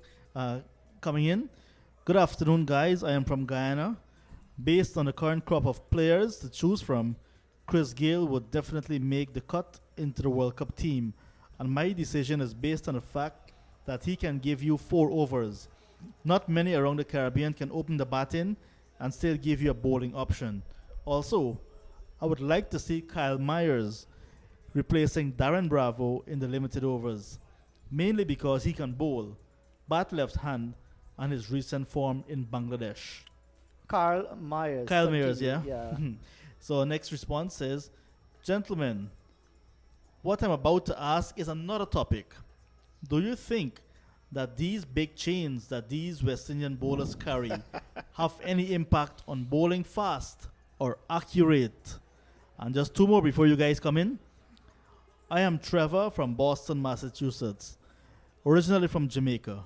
Big up our super ladies in the Olympics 100 meters. Good morning. Congratulations on the lively cricket commentary. First, I like Andrew, but why does he grown so much, man? Anyways, Chris Gale must be included in the squad for the World Cup. Fidel can be replaced with a young bowler. Good day from Dominica. Chris Gale playing in the World Cup. On the fence for Edwards. Yes, Matthew? I don't know what's the groaning with Andrew. But I can tell you, I like the name Kyle Mears. I've got to be honest with you. I think Kyle Mears is a pretty good player. And I think he's suited for the shorter format of the game as well. So I like that name. I like that consideration that the person mentioned. So that's the name that I was discussing with a friend just recently, Kyle Mears, because he did ask me the question if I think Kyle Mears is good enough to get into the shorter format of West Indies cricket, and I said to him, I think he is. He's a good cricketer, he's a young man, and he's got somewhere to go in terms of his development and skill to be exhibited in West Indies cricket. What I think Andrew is doing is not actually groaning, but he is provoking discussions. And it's good when we can have these kinds of discussions across the region and across the world and getting people to share their opinion as well. And it tells us too that radio is still important. People are listening to radio, they're listening to the coverage of the cricket. Of course. Radio commentary is where we all started. I remember in the 70s, I was a little 8-year-old youngster listening to commentary from around the world with the likes of Tony Kozer, the great man, Rex Pereira, the Dickie Rugnagards, and so on. And these guys would call some names. And I remember even Pakistan being here, some of the great players, Wasim Bari and all the others who would have played for Pakistan in yesteryear. I've written down some names, and I said I would discuss this with John and yourself. These are great players that have come through, but we could have only heard on radio about them, their names and so on. And you think about the richness of cricket and what it has contributed to world sports overall. It's a tremendous game. And this game is being played in many interesting countries like Israel, Argentina, and so on. A lot are coming on board when it comes to the game of cricket in the G. Yes, so if I may paint a situation, what's happening out in the middle, there isn't any for the rain at the moment, but still there are clouds overhead. The covers are still there with water on it. There might very be slight drizzle coming down at the moment as the time continues to tick away. Let me remind you, listeners, that in the second over, after West Indies won the toss and deciding to take first strike, 2 balls delivered in the second over. Rains came. Fletcher on 14, Gale on 1. West Indies at that stage, they were 15 without loss. West Indies, they made 2 changes to their team. 1 change actually to their team today with the injured Evan Lewis out of the team and Andre Russell back in the squad. Pakistan, 1 change as well with Shaheen Shah Afridi rested for this match and Haris Rauf coming in for their game. Matthew, you made a very important point where our legends, those that performed well on the world stage previously, being around our cricketers. Now those things are good. They'll lend of their knowledge. They will certainly instill skills, instill values, and a whole set of good things. But importantly too, our cricketers must come through a structure that is tougher. Coming through a structure at every stage that will prepare them for the transition from one stage to the next. When West Indies cricket was on top of the world, when our cricketers became household names across the world, club cricket in the Caribbean was of a very, very high standard.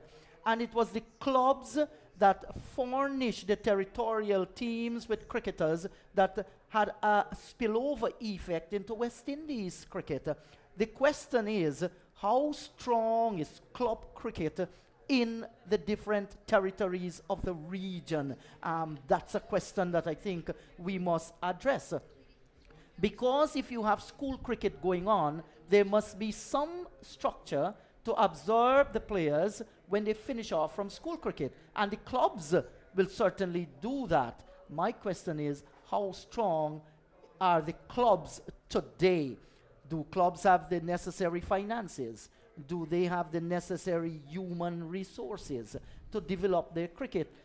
We talk about their grounds, their pitches. Are they equipped? Are they producing the kind of cricketers that goes into the territorial team? You know, those are things that we need to look at. Your thoughts? Yes, a lot can be said here in this discussion. You know, this is very broad-based.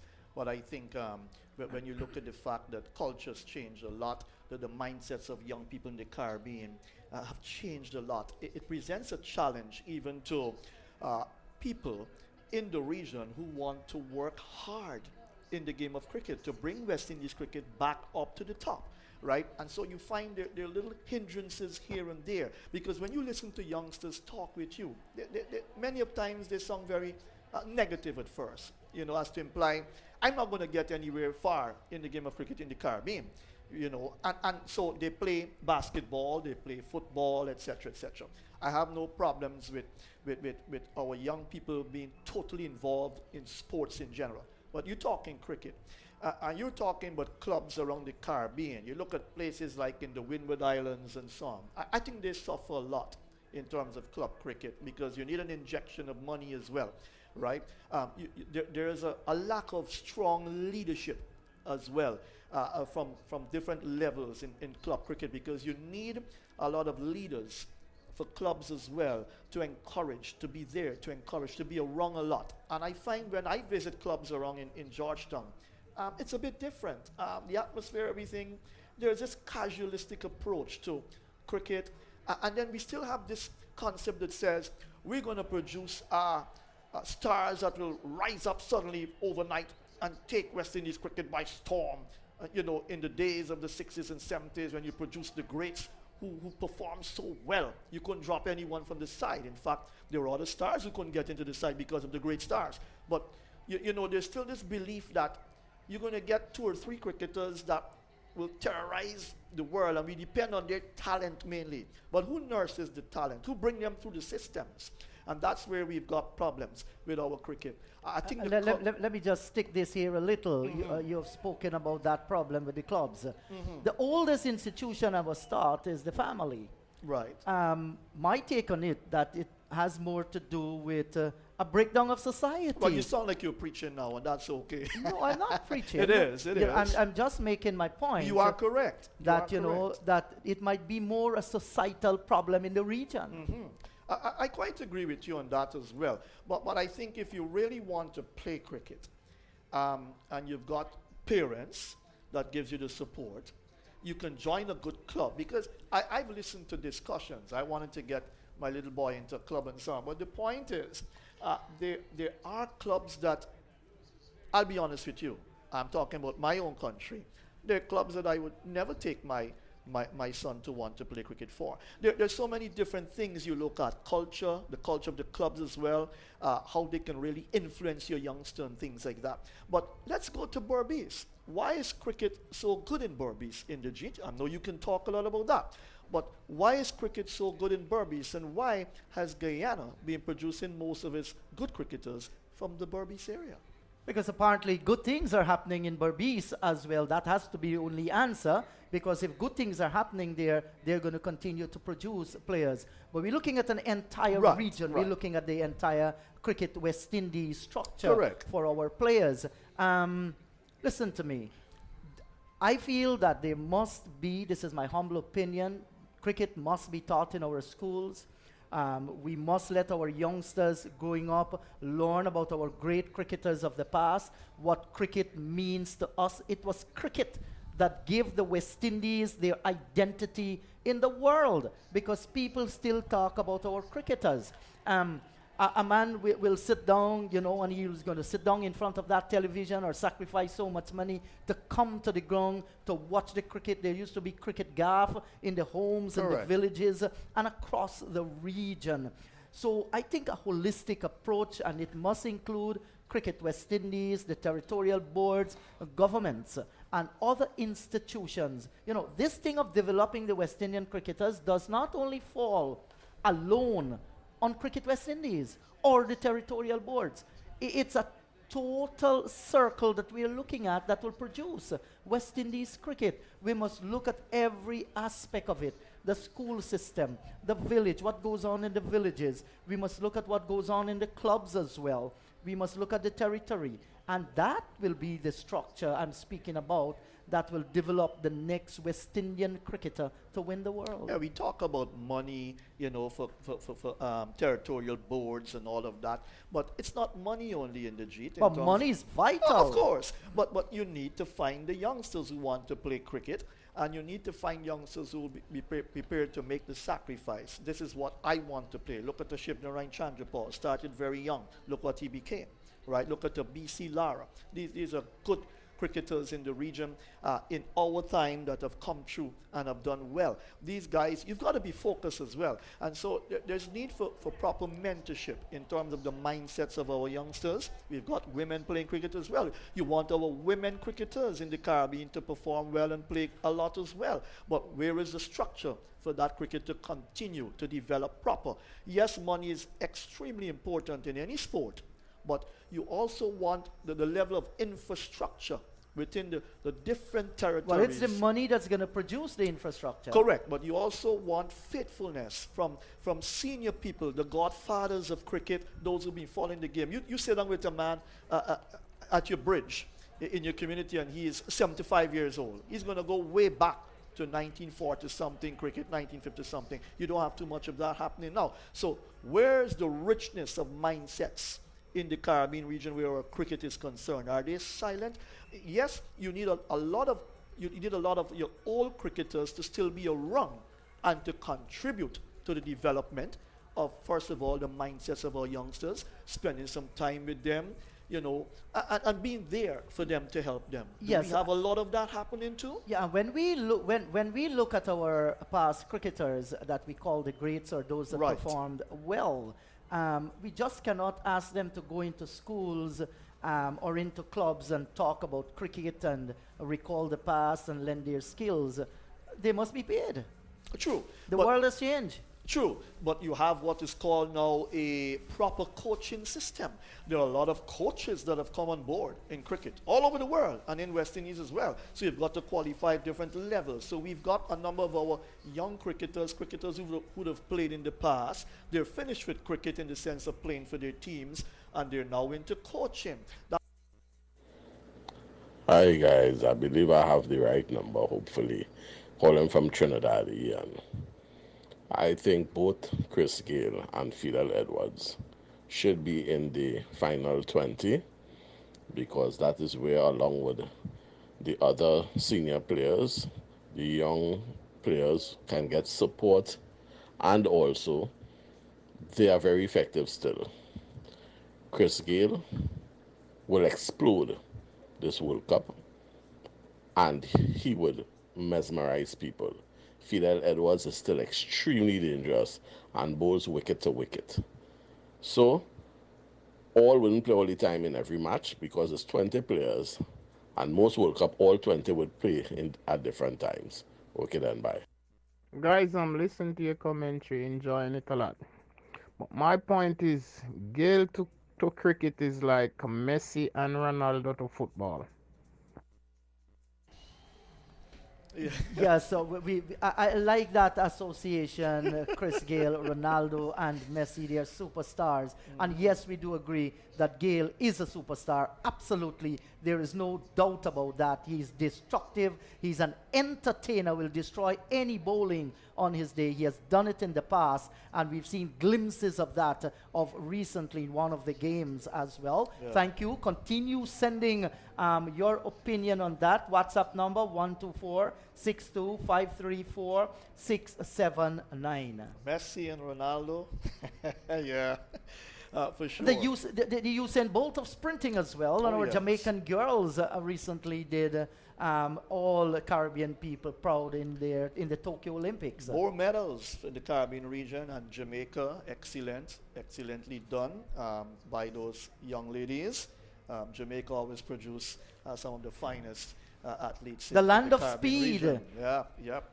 And our very own young man, he didn't do too badly as well in the heats. I think he got second in that heats, but it shows the ability of the Caribbean region when it comes to sports. I think we've got to be always confident, always positive. We've got to get those vibes out, and when the game of cricket, you're talking cricket.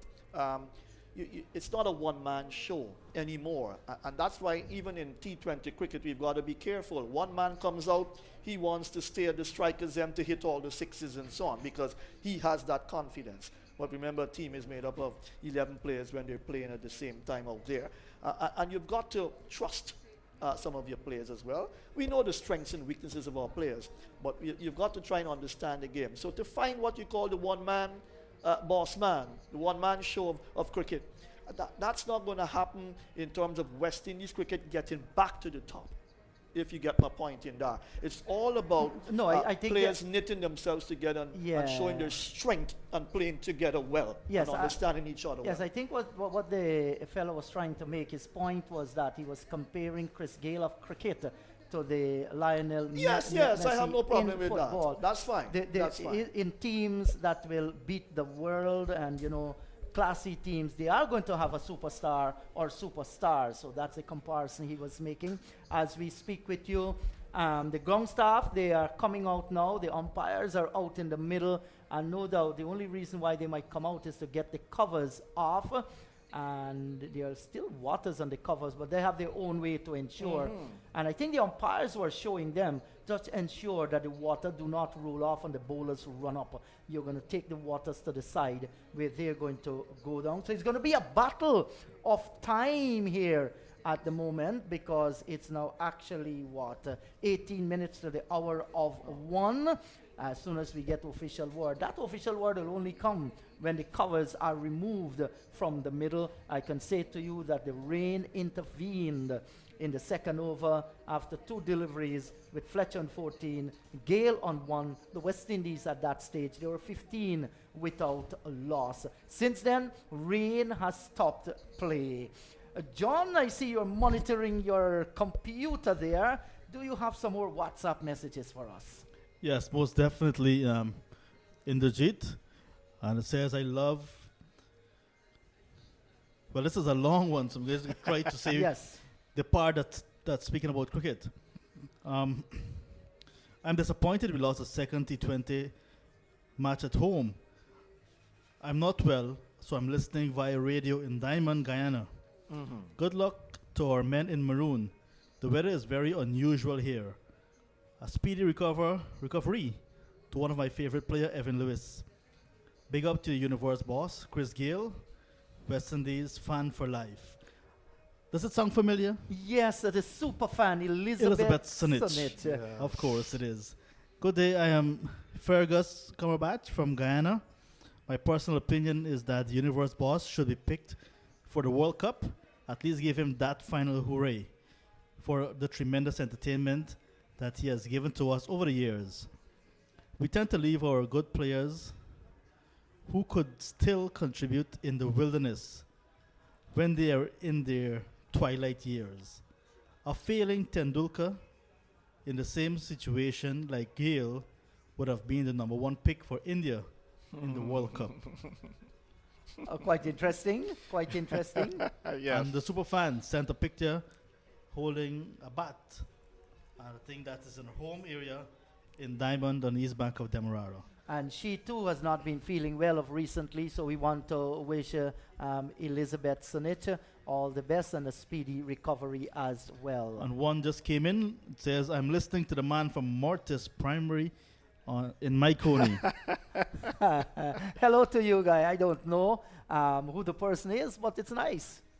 So we can tell you that the covers are now being removed, and we have a good group of gentlemen there working feverishly to get the covers out as fast as possible. John, looking back at the fourth match, in fact the second match in the series that was played here yesterday, West Indies looking for 158 for victory. Actually, West Indies' highest T20 international score at the stadium would have been I think was 158 as well previously when they played against India. Chahar in that match brought India home to victory. Kohli got a half century as well. So West Indies could not get on to that 158. Their approach to spin, I mean, it has been a bugbear throughout the region over the years. Some of our players have difficulty playing spin. We've produced some of the most outstanding players, batsmen that played spin over the years as well. This is something that they have to improve on and improve very, very quickly, especially in the first 6 overs, which is deemed the power play. If you look at what has been happening in our regional system as well, at the end of a tournament, in the top 5 bowlers, 3, maybe 4, sometimes all 5 are spinners. And that goes to show that the spinners are getting rewards. Batsmen are obviously not reading, and so on. We can look at a number of factors: shot selection, pitch preparation, and so on. But that must have been a gauge for our decision makers. Why have our spinners been dominating over the years consistently? Recently, about 5 years now, they have started a point system for the faster bowlers, for the bowling points, the bowling bonus points. Then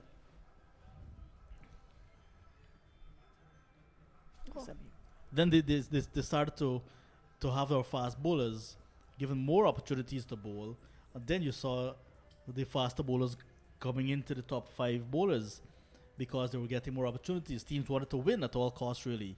But then you see the Guyana spinners especially, and Imran Khan from Trinidad and Tobago still sneaking into that top 5. So spinners have a major role to play in the Caribbean, and then our batsmen now continue to be dismissed by our spinners. So it's a problem right through. And where do we find, like you mentioned earlier, where can we address this? Let's go back to the drawing boards.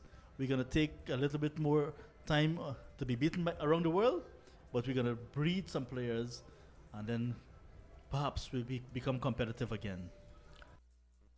It's a super sale now on at CaribbeanLEDlighting.com. Shop online and find the fixtures you're looking for at super low prices. Get flush mounts, wall mounts, vanity lights, pendants, and even chandeliers, all now on sale. Reap the savings on the perfect accessories to style or restyle your home inside or out. Log on to CaribbeanLEDlighting.com for the super sale now on. Caribbean LED Lighting.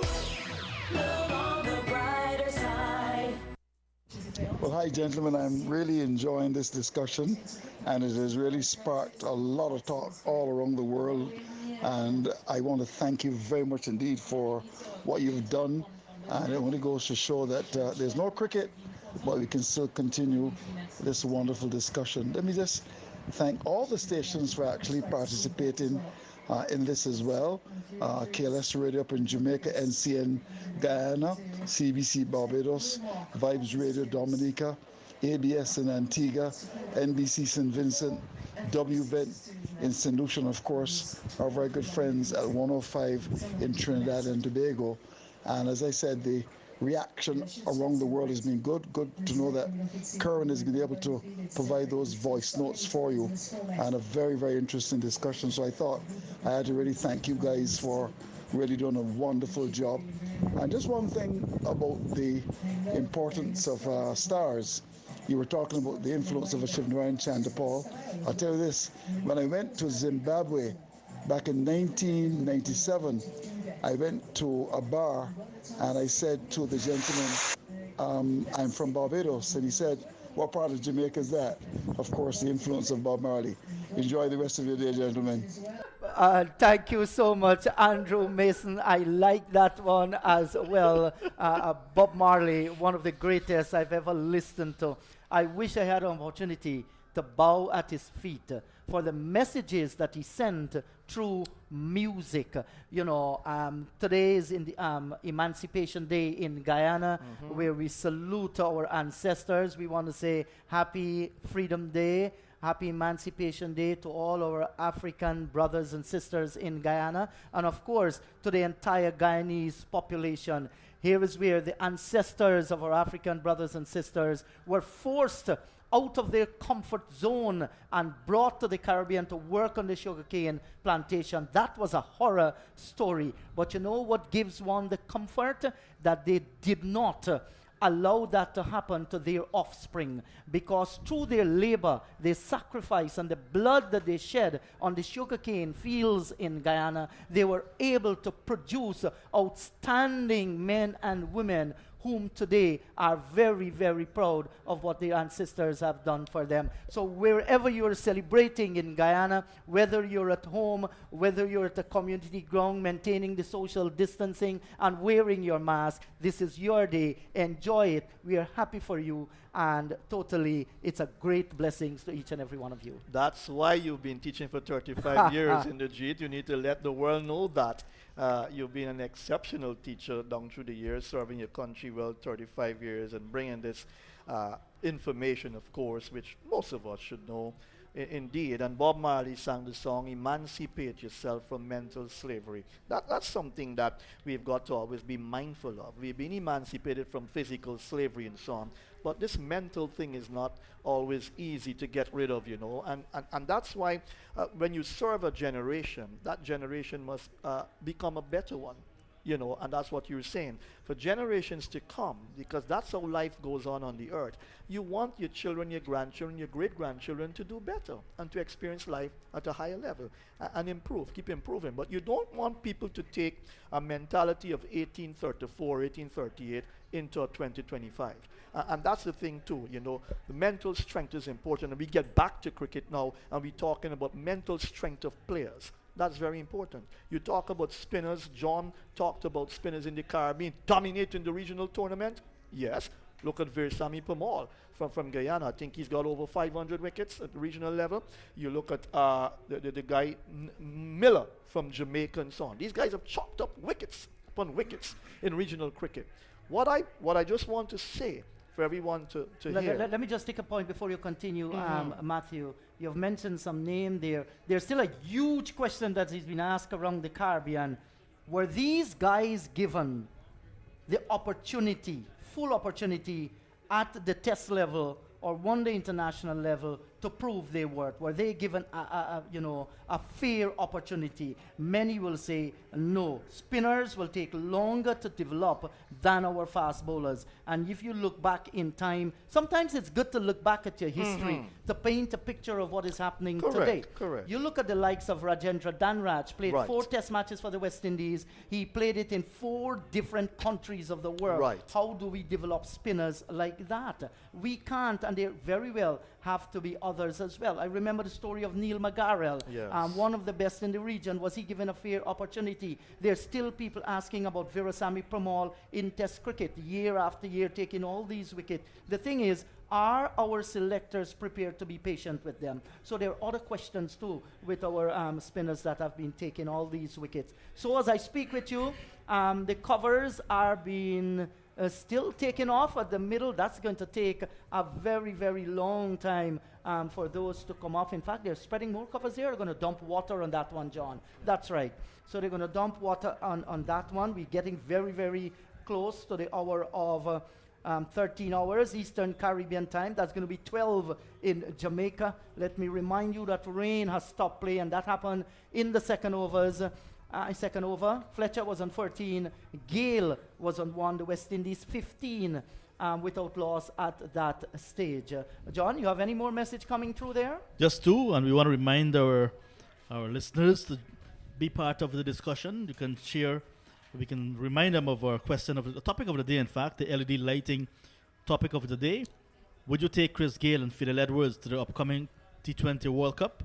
And you can send your responses to WhatsApp number 1-246-253-4679. That number again, 1-246-253-4679. LED lighting topic of the day again. Would you take Chris Gayle and Fidel Edwards to the upcoming T20 World Cup? And some fans weighing in. I'm a big fan of West Indies cricket, but the problem is West Indies players now prefer franchise cricket over national duties. I don't see any spike in West Indies fast bowler. Name it. Obed, Shepherd, Chemo, Sinclair. That's one response. Good day to you in the commentary box. Is Andrew Mason going to be in the commentary team today? I enjoyed all of your commentary, but Andrew is my favorite. I just love to hear him and his laugh. I guess my good friend Andrew Mason is somewhere stuck in traffic in Robb Street. That's his favorite street in Guyana, Robb Street. So maybe he's there buying some pineapples. Hi, yes, this is Ian again. Now that I get you, something I wanted to share. Rain coming here heavy in Trinidad, real heavy. I notice with our batsmen, they tend to be stagnant in the crease to some degree. I think we have to learn to let the bowler know we dictate the pace. So if the bowler brings a ball on a good pitch, we take 2 steps forward it and make it a long hop. If he bowls a Yorker, we take a step forward and make it a full toss. And then when he has no choice and he drops short, well then we hit it. But it all have to do with confidence, because once you're moving towards the pitch of the ball, you have to be sure that you don't end up getting stumped. So you have to be able to change your shot and put the ball dead immediately if you realize it probably didn't float the way you expected it to. That's what I'll say on batting spin. Okay then, bye. Thanks very much to our friend for coming through from Trinidad and Tobago. Important point, John, in the art of batting, and it's amazing. The Caribbean, we love our dancing. We talk about reggae, we talk about katak, we talk about ballroom dancing, we talk about ballet. And it's amazing that some of our batsmen out in the middle to spin bowling, they're just flat-footed. So I think it's an excellent point. And Inderjeet and John, we're talking about not only fast bowlers, but spinners. And I was saying to John earlier that one of the problems is that we know that iron should sharpen iron. And we've got our spinners in the Caribbean. And they play regional cricket, they play each team twice and so on. But when you come up now against world-class spinners from all over the world, here is where you see the difference. Because, yes, what's wrong with our spinners? Yep, they pick up wickets in the Caribbean. It shows maybe that our batsmen are not showing enough patience to the very spinners in the Caribbean. So when you're going to meet up against a Shadab Khan or what's the guy's name from Afghanistan, Rashid Khan and so on, when you meet up those guys, if you're level, if the quality of your stroke play is not good enough to your own spinners in the Caribbean, well, then you're going to be outfoxed easily by these guys. And so the concept of iron sharpening iron, that's why you need the quality players to still be in our Caribbean cricket, in regional 4-day cricket. Many of them are missing because they play franchise cricket and so on. But when you have them around, they serve to make a positive and greater impact in terms of the standard and quality of the game in the G. Yes, I do agree with you there, Matthew. Very, very important point. And you look at some of our young players in the region. My take on it is that, some of our young players who decide that, I'm only going to play franchise cricket, I think they're not doing their career a great justice. If you're going to be successful in franchise cricket, let's say you're going to be the T20 specialist, I want you to play first-class cricket in the region. Correct. Go out there, see what it looks like. It's competitive cricket. You spend 4 days in the middle. You certainly, if you're wise enough, you're going to develop on your skills. If at all you're going to play ever for the West Indies, you should play regional 4-day cricket. We've got some youngsters in the Caribbean. You listen to them. Their attitudes are not good enough. I've come across some players who would tell you, nah, I'm not interested in 4-day regional cricket, man. I make a lot of money playing franchise cricket and things like that. And when you listen to these guys, they did play a few 4-day regional matches, but then they suddenly disappeared. Why in the G20? Why John Ramsing? They do not want to play regional 4-day cricket. That's a serious problem. Maybe the guys want to make faster dollars. They want to get there in the limelight and things like that. I don't have a problem with how you think about your life and what you want to do in terms of sports, but it must not make West Indies cricket suffer. And that's where I have a problem with youngsters and the choices they make. If you want to play cricket and play it at all levels. Play regional 4-day cricket, play the Super 50, etc., etc. But don't tell me that I'm not interested in regional 4-day cricket, but yet you want to make a West Indies side. I have a problem with that. Yes, and two youngsters come to my mind immediately as far as playing 4-day cricket in the Caribbean. I'm talking here about Nicholas Pooran and Guyana's own Shorefane Rutherford. When you look at the talent of these guys, I mean, they could slaughter the best bowling on their day. Why they don't want to play first-class cricket, I'm still baffled, because I feel the longer you spend out in the middle, the better you're going to develop. John? Yeah, I totally agree with you there, Inderjit. And you want to also give back. So your territory has been investing in you for you to get to that level. It's only right that you give back. And then by doing that, you also extend your career. You make yourself more marketable in the long run. And you prolong your West Indies career. You even give yourself that opportunity of playing not maybe 1 or 2 leagues, because the longer you play for your territory and for West Indies, more cameras will be on you, more time you get to display your ability, and obviously more opportunities will be there for you. It's just a matter of being smart about it, so just not look just in front of your nose, but look down the road. Yes, and I do agree with you, and I think it is well said indeed. Matthew made the point, go there, make your money, that's fine. You still have a life to live. You have a shelter that you have to get into. You have families that you have to feed. You have to make investment. And the career of a sportsman is not going to last as long as executives like Matthew Kissoon or John Ramsing. You see, these sportsmen, they have to be out in the field. When you hit that 30, you're in that 35, 36. One must say congratulations to Chris Gale for staying that fit, even though he's going on to be 42 not long from now. They're a very fit guy, but the career of sports person normally will come to an end long before those in the offices. So you make your money within that playing days, but I do agree with you. West Indies cricket has invested in you. You must give back something to them. Play regional 4-day cricket. I'm still baffled on to now. Look at the class of Kieran Pollard in the shorter format of the game, especially T20. Why hasn't Pollard played cricket at the 4-day level consistently? One will never know. I remember him when he came on the scene. I think it was at the Kensington Oval in Barbados. He blasted 126 in a 4-day match. Good morning. I'm Jonah listening from Jamaica, listening KLS Sports Radio. I'm just wondering why our batsmen cannot hit more ball on the ground. We have a long off and a long on, and they try to lick sixes over their head. If you play the ball on the ground, play it slowly towards the outfield and take 2 runs. And when they come in now, you can try to clear them and you will have a better chance.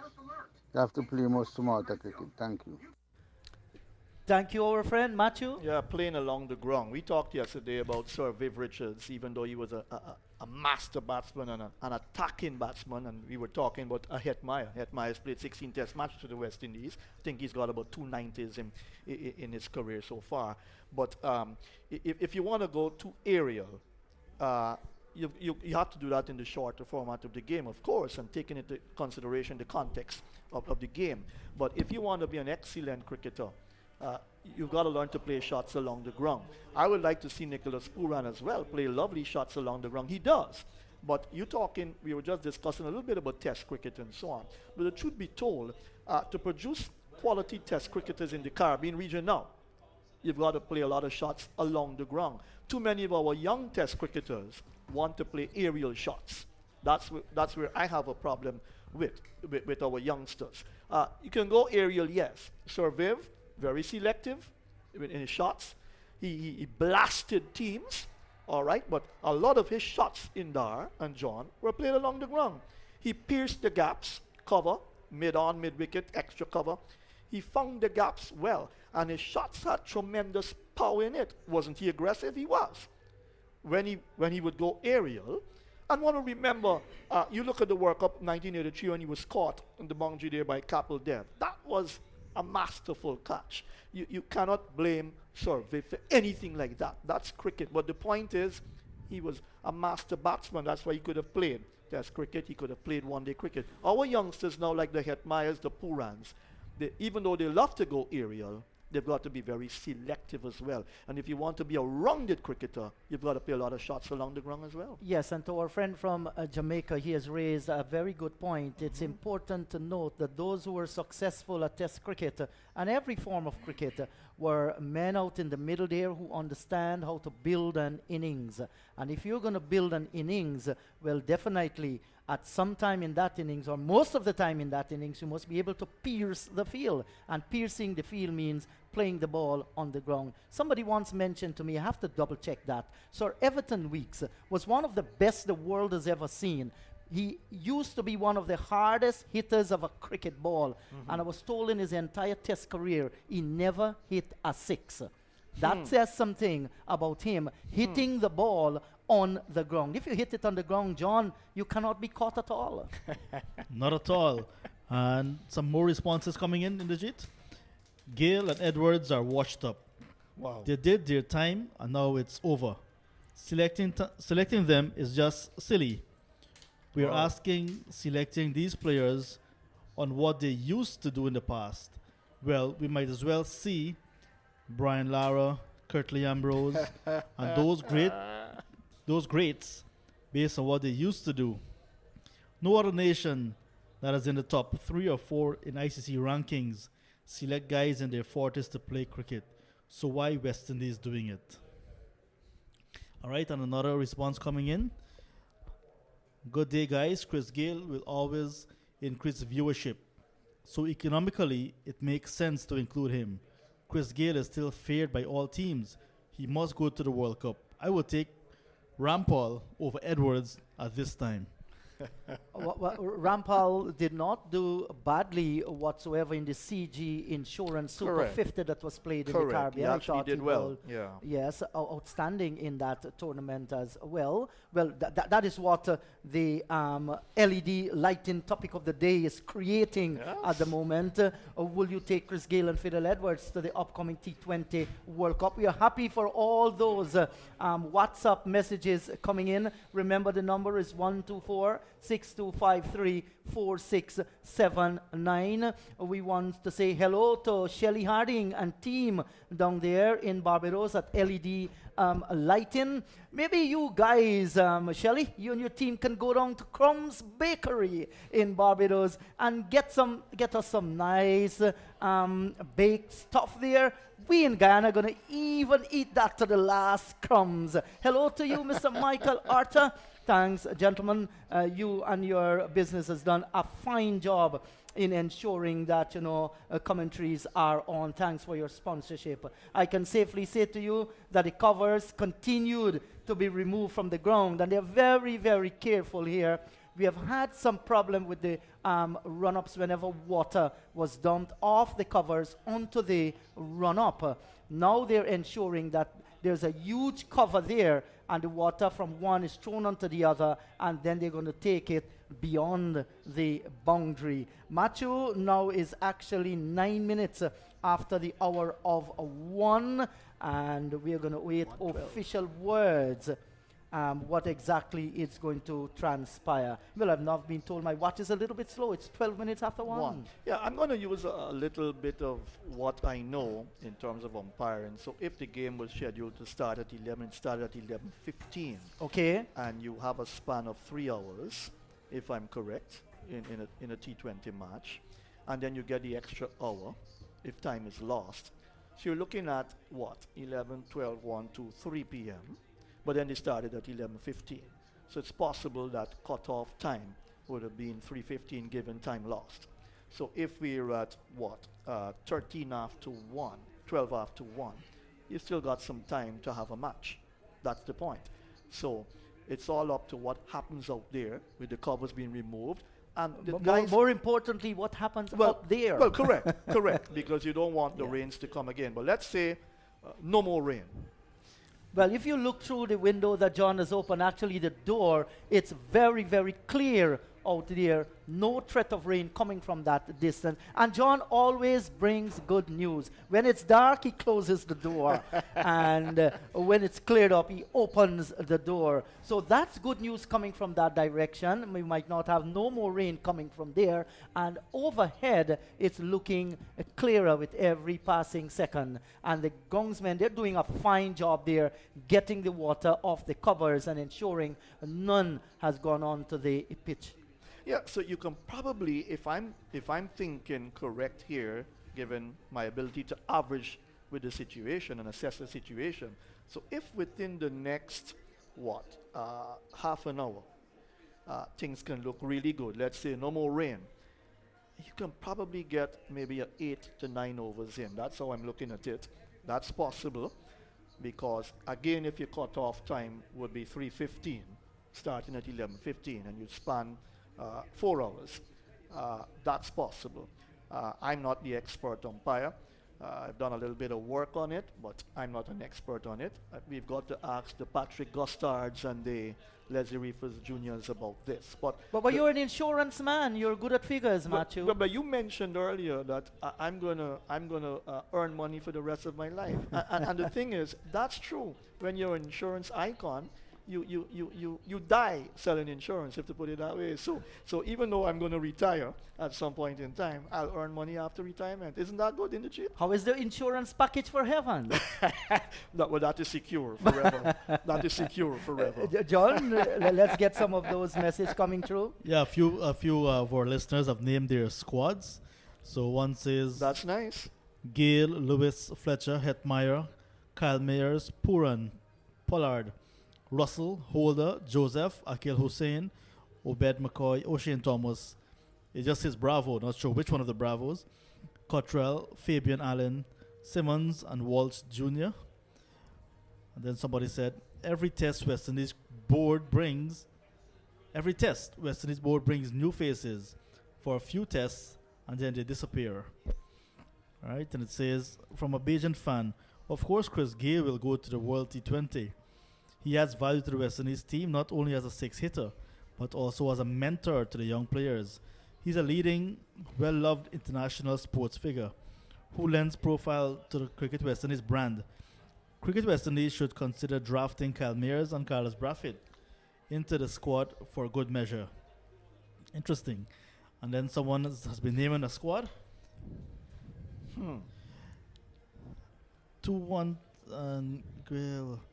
I'm not quite sure of what they're trying to say there, so we'll leave that one out. It's been all over the place. So someone just mentioned that for good measure, we can include Kyle Mayers and Carlos Brathwaite. I haven't heard that name, Carlos Brathwaite, for a little while. He's in the 100. He's in the 100. I was watching him just recently, and he's well loved over there, man. Along with Sunil Narayan. Yes. He's in the 100 from the Caribbean. And that's quite interesting, John, because Carlos Brathwaite, it's amazing how things happen sometimes. I think that Carlos Brathwaite is still talented. He's an excellent T20 cricketer. There's no doubt about it. And if we're going to name that 20, that might very well open the gates for the likes of Carlos Brathwaite. We must look at this present crop of 18 or 19 that we have and look to see how injuries has plagued some of our cricketers. Correct. Right now, Obed McCoy, he has suffered injuries. He's not in the playing 11. Fabian Allen, he has those injuries as well. Evan Lewis continues to be plagued by injuries. When he looks good, you feel he's settled. A little injury here, a little injury there. He's out of the cricket. And Carlos Brathwaite once captained the West Indies in T20 internationals. Of course, remember the name. Yes, of course. So how can anybody ever forget that victory? And he's doing well in the 100. He's not doing that badly. No, not at all. Yes, he's doing well. So he's somebody that is still playing cricket, playing top level cricket as well. I am sure he's going to be back for the CPL T20, and once there's a good performance there in the CPL T20 competition, certainly the name Carlos Brathwaite will surely be at the top of the agenda too. And in that list that John just gave, the person talked about Kyle Mears in his squad along with Alzari Joseph. I think that's pretty good. You're talking about injuries to players and so on. Alzari Joseph is still a good young fast bowler, and I think he's one that has to be in that side. Carlos Brathwaite, interesting name. There's been a lot of talk about him, but I've not heard anyone mention anything about Sunil Narine. So we're not sure what's his position in terms of playing for the West Indies again and so on, but he's been a topic up for discussion a lot, and many have discussed his situation. It seems to be a bit delicate as far as I'm concerned. I don't know why Sunil Narine is not really playing for the West Indies, and this has been the case for a while now. But we've got good cricketers who can make that 20 and make a very strong 20 that can actually win that World Cup, John. Yes, John, And you go ahead. A response coming in says, evening to one and all. Chris Gayle will make my team going to T20 World Cup. And this person has included their 20-man squad. Gayle, Lewis, Simmons, Hetmeyer, Russell, Holder, Cottrell, Hayden Walls Jr., McCoy, Pollard, Puran, Dwayne Bravo, Ruston Chase, Shea Hope, Alzari Joseph, Sinclair, O'Shane Thomas, Kimo Paul, and Fidel Edwards. It says, and Fidel Edwards as my backup bowler. Wow. Well, quite interesting indeed. Continue to send those messages for the LED lighting topic of the day. And those messages, WhatsApp 12462534679. Respond to this. The West Indies and Pakistan. The West Indies going to the World Cup. What do you think about the participation of Chris Gayle and Fidel Edwards? You mentioned Sunil. Somebody mentioned Sunil Narine. Let me tell you the reason why Sunil Narine has not made himself available for West Indies duties. Tell everyone. Yes, he clearly said, I'm not ready for international cricket. Wow. That's the reason why. That's the only thing that we can so say. He's only ready for franchise cricket. Well, he has been playing franchise cricket. Yeah, interesting. Yes. So and these are the attitudes we're talking about with our cricketers. Respect due to Sunil Narine and all the others who are superstars in West Indies cricket, but I have a problem with statements like that. I do have a problem with statements like that. And I think John and Indrajit know I'm a very sensitive person to statements made.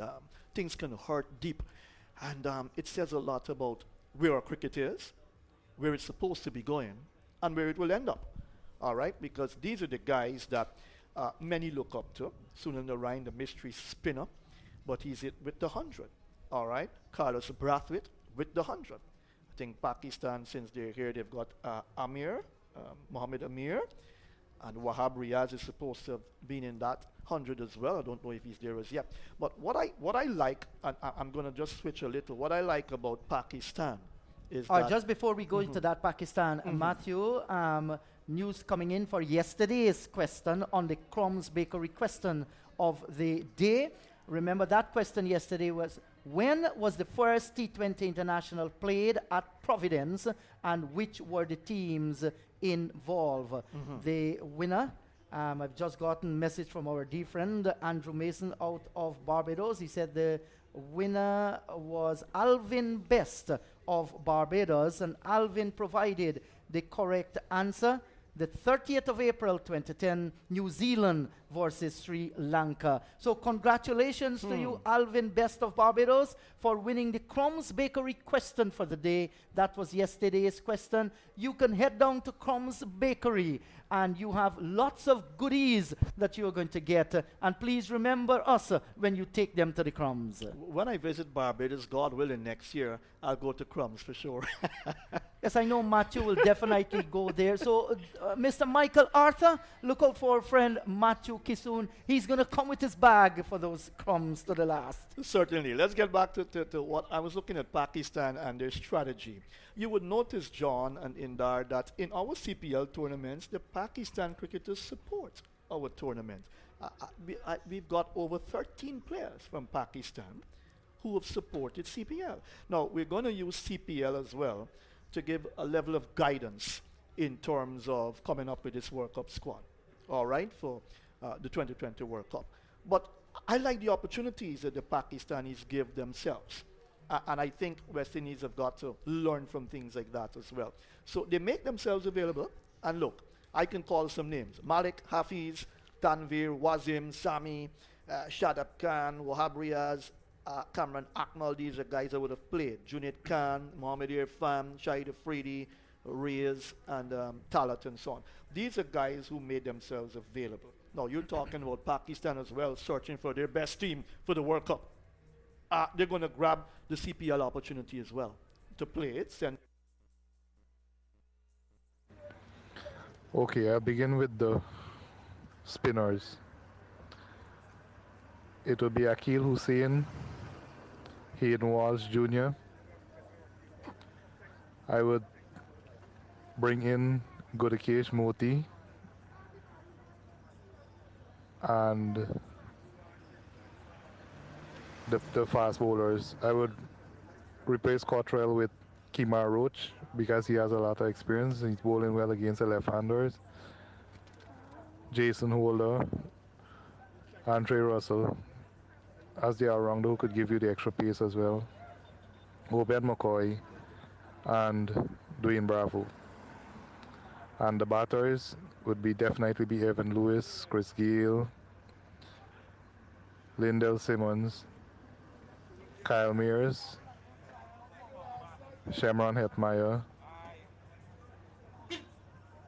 Nicholas Puran, Devon Thomas, because over the past, during the CPL, Devon Thomas has demonstrated the ability to hit the ball. And I think if he has been given a fair chance, he can show us what he can do in the international circuit. And then we'll have the likes of Russell, Pollard, and the bowlers to come. Probably, if there's space from any more of the guys, we will look at how the CPL go and see who else deserve a chance within the World Cup team. Yes, good day. This is Fergus Comrade again. My 20 will be Pollard, Gill, Simmons, Fletcher, Lewis, Hetmeyer, Puran, Russell, Holder, Hayden Walsh Jr., McCoy, Fabian Allen, Shane Hope, Hussein, Bravo, that's Dwayne Bravo, St. Clair, Carlos Baffett, Azavi Joseph, Ocean Thomas, and Mohammed. Well, thank you very much for your opinion there, naming the West Indies 20-man squad and looking at some names coming through there. The likes of Shea Hope has also been mentioned there, Gudakesh Moti and so on been mentioned there. At this time, I'd like to say hello to all the stations taking the broadcast: NCN Guyana, CBC Barbados, Class FM 89 Jamaica, NCN St. Vincent, Vibes Radio out of Dominica, 105 FM Trinidad, and Real FM Grenada, WVN St. Lucia, and ABS in Antigua. Thanks to all these radio stations coming on aboard. Vibes Radio, as you know, is the one with the copyrights. So thanks to Vibes for having us on board, and our executive producer, Andrew Mason. John, you have listened there. Any more messages coming through? Yes, just a few messages coming in. My T20 squad for World Cup: Chris Gale, Darren Bravo, Dwayne Bravo, Karen Pollard, Evan Lewis, Shimron Hetmeyer, Nicholas Puran, Andre Fletcher, Andre Russell, Fidel Edwards, Obed McCoy, Sunil Narain, Jason Holder, Hayden Walsh Jr., Sheldon Cottrell, Akil Hussain, Fabian Allen, Lendell Simmons, Kimo Paul, and Anderson Phillip out of Trinidad and Tobago. And the last response came: "Hi, good afternoon. First, I want to say happy emancipation to my fellow Guyanese. I strongly agree with Chris Gayle being selected in the T20 World Cup squad. I also think Carlos should be selected too. He has been treated unfairly. Fidel Edwards should rest. And one just snuck in. Good afternoon, gentlemen. Excellent discussion. Yes, Chris Gayle should go to the World Cup. No bowler has retired. No bowler, they're probably trying to say, no bowler has retired him yet. And he has not retired himself yet as well. As we speak with you, this has taken a mighty long time to get the covers off, and that's because they're being very, very protective of the bowlers' run-up on both sides of the pitch square. They're ensuring no water is dumped on the ground, so they have to move the water from one cover to the next cover and then get it out beyond the boundary. So that is happening out at the moment. No immediate rain. The drizzle has completely stopped out in the middle, and you could see the ground staff. There are quite a number of them. They're actually, I think there are about 20 fellas there trying to get the covers and the waters off at the moment. Let me remind you all that rains came during the second over. 2 deliveries were bowled in that over. West Indies looking good at that stage. Fletcher smashing 2 sixes. One off Mohammed Hafiz, who opened the bowling, and the other was smashed off Wasim Jr. from the southern end, the fast bowler. Fletcher raced down to 14.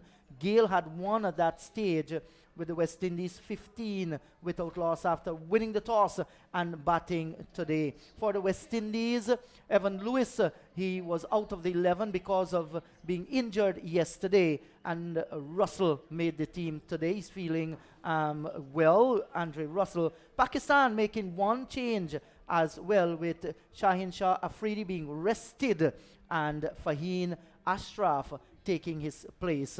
Like I said, the ground staff, they're doing all that they can. They're just not standing or walking. Many of them are running with the covers from one place to the next. Matthew, we look and see what's happening there. These guys feverishly are putting up the best, working up a lot of energy. About 23 of them out there. The science and art of dealing with this matter here. You've got to be very good, very careful, because you don't want water to be on the pitch, to get on the run-ups areas. You don't want water there. So they've got to be very, very scientific in their approach. Their judgment and average has got to be good, the way they would use these covers to get the water off. It's very technical indeed. It takes a lot of time. But what's good also in the GT to see that the crowd has stayed on. They're watching. You know, Guyanese, they're not going to leave the stadium unless they know that the game has been called off. I'm happy that you say, Matthew, that the crowd is watching, because they're watching groundsmen work. So there's action in the middle, just not cricket. Yes. I remember when we were at school, the teacher asked to write a composition, about a cricket match you've attended, and before the first minute of that task being given, one of the classmates left the class, submitted his work and left the class. Teacher was so amazed, like, wow, he really knows his cricket. When she checked, it says rain, no play. And the Caribbean do know their cricket, John Ramsing, and this is what cricket brings out. It brings out the best, and never short of humor whatsoever. Let's get back to the teams being posted that John is reading quickly. Kyle Mears, Gudakesh Moti. Let me hear. Well, this is T20 cricket. And Gudakesh Moti, I think he has been drafted into the Amazon Warriors numbers there.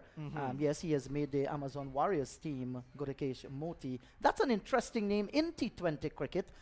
People have their opinions. They're giving it. Out of Barbados, we're talking about Shea Hope as well. Right. In Test cricket, one-day international cricket, Shea Hope has been our best. He's exceptional. There is no doubt about that. And I'm just worried with his falling apart a little with his consistency in Test cricket. I Correct. hope for the, that Shea is going to come back to that point where he regroup, because he's a vital component of West Indies cricket. He's a classy batsman. I love him. I still remember the 100 that he made at Lords. That can never go out of my mind. If he needs help, I think all the help should be going to him as well. And some questions coming in. So responses, in fact. As we look into the red stand, we see the Honorable Prime Minister of Guyana, Brigadier retired Mark Phillips, making his way and greeting his fellow Guyanese, and he's dressed in his traditional African attire. So good afternoon to the Honorable Prime Minister of Guyana, Brigadier retired Mark Phillips. That's my friend. That's your friend. He's everybody's friend. He's the Prime Minister, the Honorable Prime Minister of Guyana. Yeah, and he's a wonderful left arm off spinner. You saw him, John. Yes, he is. He's a wonderful gentleman generally. Yes. Somebody said, "Hi, good afternoon. The weather is beautiful in St. Lucia. too hot." Good afternoon to all of you in St. Lucia. Oh, ironic. Want to say good afternoon to baby Alyssa as well. The question of Narayan, it's nice to respect his decision or opinion. Not ready to play international cricket at this time. Fair enough. The franchise or tournament he's playing, what rules are they using? He played so many matches and it appears his bowling action seems fine. CWI should give him a time frame for a final decision. He is one of our trump cards. That's what a listener said. I must admit, the disclosure is really interesting. That's another fan. And someone else said, are we selecting Chris Gayle for a final hooray? Or are we selecting Gayle to up his game? If and when selected for the ICC T20 World Cup in the UAE in October, there was no hooray for Shivnarine Chandapal. CWI selectors just packed him. You mentioned about cricket infrastructure. It's years the world infrastructure has been bashed about. And in 2021, absolutely nothing has been done. CWI and the territorial boards need to sing from the same hymn book. In terms of youth cricket, we have quite a few players who are committed. But look at what we are preparing them for. Limited overs. The time has come where these young men at an early age introduced to either 2 or 3 days cricket and points awarded for batting and bowling. Bat long and bowl and be consistent in taking wickets. Interesting points there, gentlemen. Yes, certainly. Let me just make a few comments on the person that shared the opinion that we should not select Chris Gayle because we want to give him a final hooray. I agree with that. We cannot select anybody to give them a final hooray. I feel that anyone that will be selected on the West Indies team must deserve their place on that West Indies team to go to the World Cup. I don't think that Cricket West Indies selectors are sending any message that they're selecting anybody on a final hooray. That's not at all, because there's a great belief by the West Indian selectors that Chris Gayle still has what it takes to play T20 cricket for the West Indies. That's the reason why he is there. Oh yes, no doubt about that. We know the class of Gayle. Yes, he's 4-1, but they say age is just a number, right? But when you talk cricket and so on, it's important that you be fit and be ready to really play and give it your best shot, as we would say. On the issue of Sunil Narine, getting back to Sunil Narine, well, he's made his decision, but there obviously would be reasons for that. We don't dig deep into certain things. If you say you don't want to play international cricket, no big issue with that. You would not be considered. Simple as that. Right. Well, he never said he does not want to play international cricket. Right. All he's saying, he's not ready. He doesn't feel comfortable to getting back on the international scene. And of course, it would be good to know why. And that's the truth be told. Because you've played cricket for the West Indies, you've played franchise cricket all over the world. You're still a key man that many believe can be, a key player in the World Cup squad, but certainly not ready for that. You look at other developments in our cricket, someone talking about the structure of our cricket in there.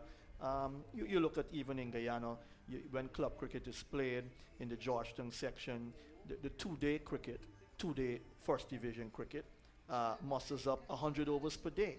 So play starts about 9:30, and umpires have got to be there for 100 overs. They sometimes stand up for over 7 hours of play, right?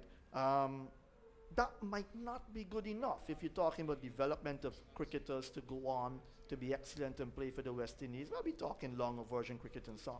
Two-day cricket, club cricket. There's some areas in our country they only play one-day cricket, you know. And so you're looking at structure. You're looking at the territorial boards and how they approach cricket from a professional standpoint, and getting the players to exhibit their talent, you know, in more consistent manners, and that's what you want. You don't want cricketers just to be developed for short format game. Of course, you have situations in, we look at other countries in the world, they've got specialist test players, 50 over players, and T20 players. It's not going to be easy to find a player who's going to play all three formats, but every team has got players of that caliber, right? We're not going to call the names, but we know them. But you do have that. You're not going to find in the Caribbean region 100 players you can choose from. You've got a pool of 100 players, and all 100 can play Test cricket. They can play 50 over, and they can play T20. So you broaden the horizon in terms of the players. You give scope for players to specialize in T20 cricket, in 50 over, in Test match cricket. Now you've got the 100, I guess that's going to catch on as well. The 100, because I'm sure teams around the world are going to introduce it as well into their cricketing system. And nothing is wrong with that. It's just that you want specialist talent for T20 cricket for a World Cup. You've got to pick your best side. And you've got to look at how the players in the Caribbean have approached T20 cricket. What are the stats, who are available, who are fit, and who are good enough to make that 20. And that's the key. So this is not sentimentality now. This is not sending a man off, giving him a hooray send-off, and that's it. Christopher Gale has got to be fit. Christopher Gale has got to be performing. Well, he is fit at the moment. Of course. That's the reason why he's in the team. Of course. He's got to remain fit as well, because if you take him to that World Cup, you don't want Christopher Gale to be injured and he cannot play. He could only play in 1 or 2 matches and then he becomes injured. Of course, all of that can happen. But the key is, the man is fit, he's available, why not pick him in the 20? I have no qualms with that. My problem is, and I'm sure many would want to share this view too, is that you've got to find good enough players that can really threaten teams in this T20 tournament. You're a threat. You have to be a big threat. You've got to be a key player in T20 cricket. And someone said, I think it was John who said earlier, that in your final 11 to play a match, you'll have 9 men on the bench if you're taking a 20-man team. You can pick any of those 9 to make the team, and they can perform well. That's what you want in T20 cricket in a World Cup. Yes, I think what's happening, it's good that West Indies will be having CPL before that World T20 Championship. Correct. So that will give them more opportunity to look at the kind of form that our players are in. Now, people will say to you, and we cannot doubt that, we have seen it played out in front of our entire eyes, that form is temporary, class is permanent. Correct. So Christopher Gale, yes, we know he's a class player. He can go out there, win a match, smash the ball all over the place. CPL will give them that opportunity. And not only Gale, they'll be judging all others as well. So I think the final 20-man squad will be selected based on the performances in that CPL. So I think that is where they're going to take it from. So the covers continues to be taken off here. And like I said earlier, the ground staff are ensuring that no water is dropped in that bowler's run-up area. And we just can hope for the best at the moment. It's 141 now in there. And I'm looking at one of the pitches there, Matthew. Is there water on one of the pitch? That's the playing surface. I'm not That sure. is looking darker than the others that we're seeing at the moment. With a little moisture, maybe from the covers and so on, a little dampness, but I don't think there's any damage to the pitch there at all. I've got to be honest with you, I don't think there is any damage, but some of the players are out there having a feel of it, testing the hardness of the pitch and so on. I think the ground staff has done a pretty good job so far. The water on the edge of the boundary area, still a little bit waterlogged there. It's going to take some more time because you've got the bowlers run up. That's very important. You don't want anyone injured at this stage, and so you don't take chances. You've got to do everything correct here. And we have badly missed the, what they call it, the super supper at the stadium here. John, if the super supper was working, or if there is one, was one, well then definitely we could have had the water off the pitch. I'm seeing a yellow... It may come on when the covers have been removed. It may come on to do some, what we would say, sapping up of the water. It may come on. I think I'm seeing something there to the left, just to the scoreboard there underneath where they normally have all the equipment set up. All right, Matthew, if I may, the strip, the playing surface, there's usually a cover that is on that one before the other covers come on. Correct. So most of the circle, the 30-yard circle, was covered. And I'm looking at the groundsmen as they walk on the outfield to see if there's any surface water coming up. There's none at all. And when that cover was peeled off of the playing strip, I was checking to see what the umpires they're looking. Their first impression was that it might have been some spots there. However, you must remember, before the covers came on, it was a very sharp shower. So that cover would have been on there since 11:21. Got you. Moisture would have perhaps gotten there and left there because there was no sun or anything to dry that, no wind even.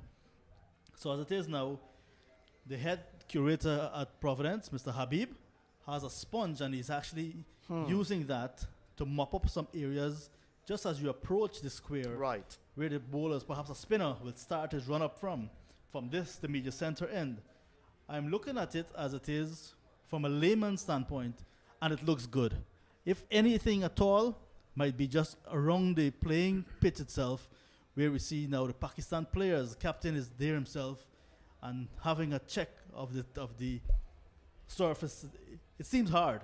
I can tell you what, because some of those fast bowlers that West Indies have out there, O'Shane Thomas and Sheldon Cottrell, they were knocking it with their fingers, and they give the nod of approval. So it gives me the impression now that they're ready.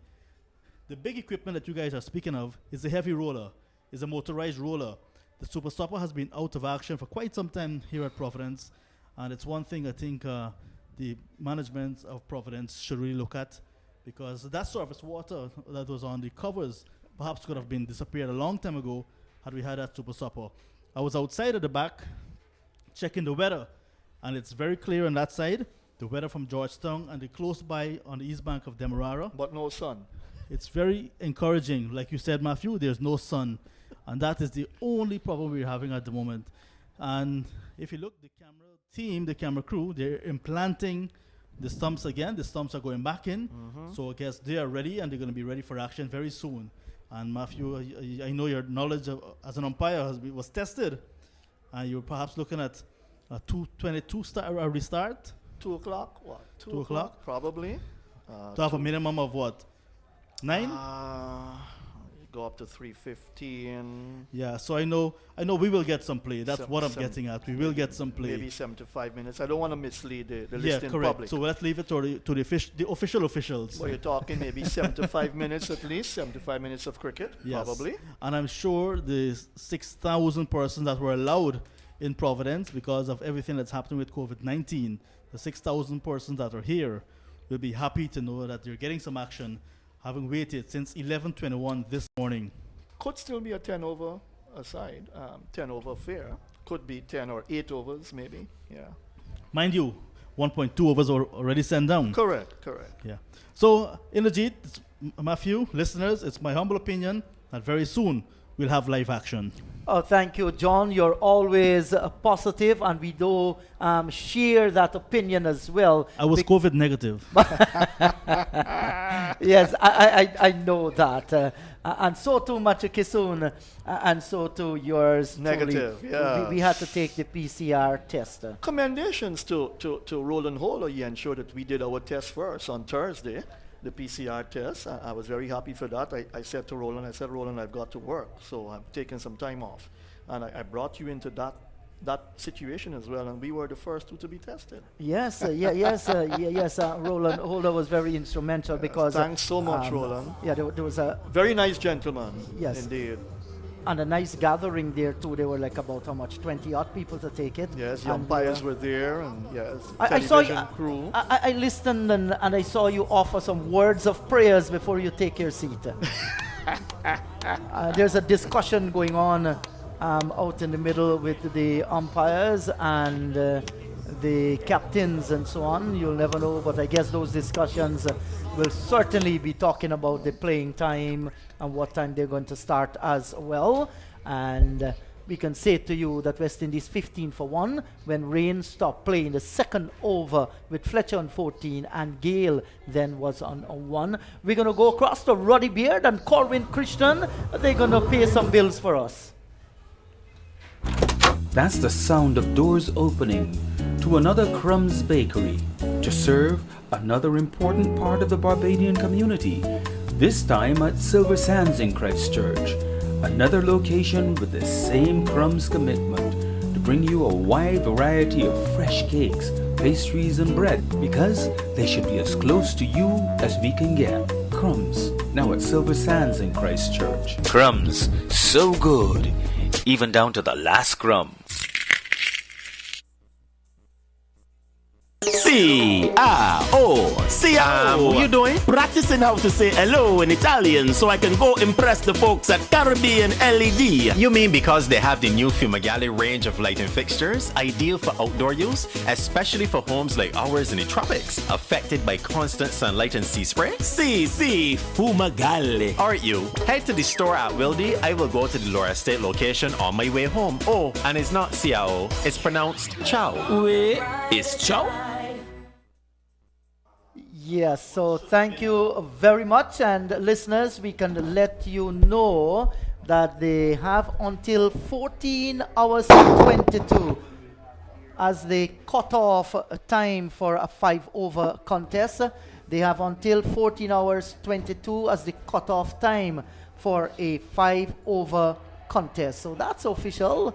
We're just hoping that the covers can come off before we get to that 14-22 and have at least maybe an 8 overs or so to play with. So that's the situation here. The ground staff, they continue to work very hard to ensure the covers are off, the stumps are up there, and there's some of our players out in the middle having discussions as the umpires continue to supervise. And in Guyana and across the region, John, we have had some very extensive rainfall. Yeah, it's been the longest rainy season I've seen, the longest period of continuous rain. And it really affected not only the low-lying areas, the low coastal plain that we are accustomed to floods whenever it's raining. It affected the higher areas in the hinterland of Guyana, and that certainly was not good at all. It affected livelihood in many regards. Yes, certainly it has. And the destruction has been, tremendous on people, but at the same time too, mitigating some of the worries there. Many private sector individuals and companies and the government of Guyana too, they are on the ground almost on a daily basis to ensure, that the needs of the people that suffered were met. Yeah, as we look out on the field here again in Legit, I'm noticing Andre Fletcher, who was at the crease at the time when the rains came. He's on the field and he's not padded up. I'm noticing as well some of the Pakistani players that were in the field, they're not in their playing uniform. What I'm noticing as well is that our umpires who were standing, they have disappeared. So I rather suspect the umpires have gone to get themselves ready and our players are not quite there. So we're still all trying to figure out what's happening. The instructions to the ground staff is to get all of the covers beyond the boundary to clear the entire playing area. So the match official seems to be ready for action, but I'm not certain that our players are moving gingerly into that direction. Captain of West Indies, Karen Pollard, and coach Phil Simmons, they're on the playing area, they're on the pitch itself, and they're making their assessment. Pollard checking with his hands, Coach Simmons checking with his feet the surface there. So seems as if we're going to get on the way sooner rather than later. I'm hoping for that as well. Yes, certainly. So a number of players, Pakistanis and West Indian, they look concerned to me around the middle area of the pitch and at the sides as well. So you don't know exactly from our distance here what's actually going on, but I want to believe, like you, John, that they're checking for the hardness of that pitch. And you made a vital comment that the sharp shower that came while the ground staff were running in to get it there, and it was covered for a long time. Let's hope that all is well with that. The ground staff too, they're having a little discussion there out in the middle, and we are waiting official words. As soon as we get official words, we will definitely pass it on to you. I can tell you what the ground staff discussion is all about, because I'm seeing they're high-fiving each other. It means that they're saying, good job, guys. And personally, I'm saying this as well. I want to go out nationally to say it. Excellent job. You guys have done excellent to get this playing area ready again for cricket. You have done everything you can, and it's out of your hands now. Ground staff, Habib and team, lots of guys from Enterprise on the east coast of Demerara. Congratulations. You are the heroes of today. Yes, I do agree with you, and I want to mention those sentiments as well. They have done a fantastic job. Once the water drained from the ground, they started to work on the covers. There were lots of water on the covers. So congratulations to them. They have done a fantastic job, and they must be very, very happy indeed. Some officials are making their way onto the field as well from this vantage point. It's difficult to say who they are, but I'm not sure if they're part of the cricket. It looks as if this is the president of the Guyana Cricket Board, Mr. Bisun Dayal Singh, and some other officials, including, it looks as if it's a manager of the Guyana National Stadium, Azad Ibrahim, and two other persons. And so it's all happening here at Providence, and any minute now we'll get the official word as to when we'll be starting, resuming, and then how many overs per side. The ground staff as well, they actually replaced the markers for the 30-yard circle, so everything that the ground staff can possibly do, they have done to get this playing surface available for cricket. As the gentlemen get closer, I'm recognizing the secretary of the Guyana Cricket Board as well, Mr. Ronald Williams. So some local cricket board officials are making their way onto the playing area, perhaps to have their own inspection, and they're heading to the ground staff, perhaps to give their personal congratulations. It's really good to see that they're doing that, and they're extending a hand to the head curator, and they're giving him a fist bump. So they're very pleased with what Mr. Habib and company has done to get Providence in this shape this afternoon, with all the rains that we had earlier. And on our television monitor, we saw that the television crew, they had a time-lapse video showing you when the ground was engulfed with water, was totally flooded, and then when the water disappeared as well. And it's really a fantastic sight to see that what you saw about 2 to 3 hours ago, it's totally different. Just like yesterday when we had sunshine, today it's cloudy. It's a different day, different ball game. Yes, certainly, John. I agree with you. And this has been the weather pattern in Guyana for the longest while, more than a year now. And as we enter the month of August, this is the first. The prediction, the weather forecast is saying that we're going to have lots of rain in August as well. That might not be good news for the farmers. It might not be good news for the cricketers as well, because I know a number of clubs, they're trying to put together systems in place to restart cricket maybe sometime around the first week in September. So they're all working towards that here at the stadium too. We still see one of the Pakistani cricketer is out in the middle, and they might be just going towards that pitch area. That's the southern end of the pitch, to have a look on it. And that was the area where a sponge was used by Habib on the bowler's run-up. It might have been a little bit moisture on there. But I want to believe there's some little concern down at that end, and that's the northern end, because a number of them, they have gone to that area, tested it with their fingers, the palm of their hands, and their boots, and so on. Yeah, and it must be a concern, because the head curator used the sponge. Number of players have been showing a lot of interest in that area, And now we see the match referee, Sir Richie Richardson, making his way onto the playing field as well. And Sir Richie Richardson, I don't have to see his face, I don't have to see his ICC tie. The way he walks in the JIT, only one person in the world walks like that. That swag of his, Sir Richie Richardson, is on the field. Yes, and you talk about the swag of him. There's always a battle going on in the islands, in Antigua. They used to say that Lockhart Sebastian had the Sir Vivian Richards walk. Others used to say Sir Viv had the Sebastian walk, the swagger with which they went through. I'm wondering whose walk Sir Richie Richardson has. That's Sir Richie Richardson walk.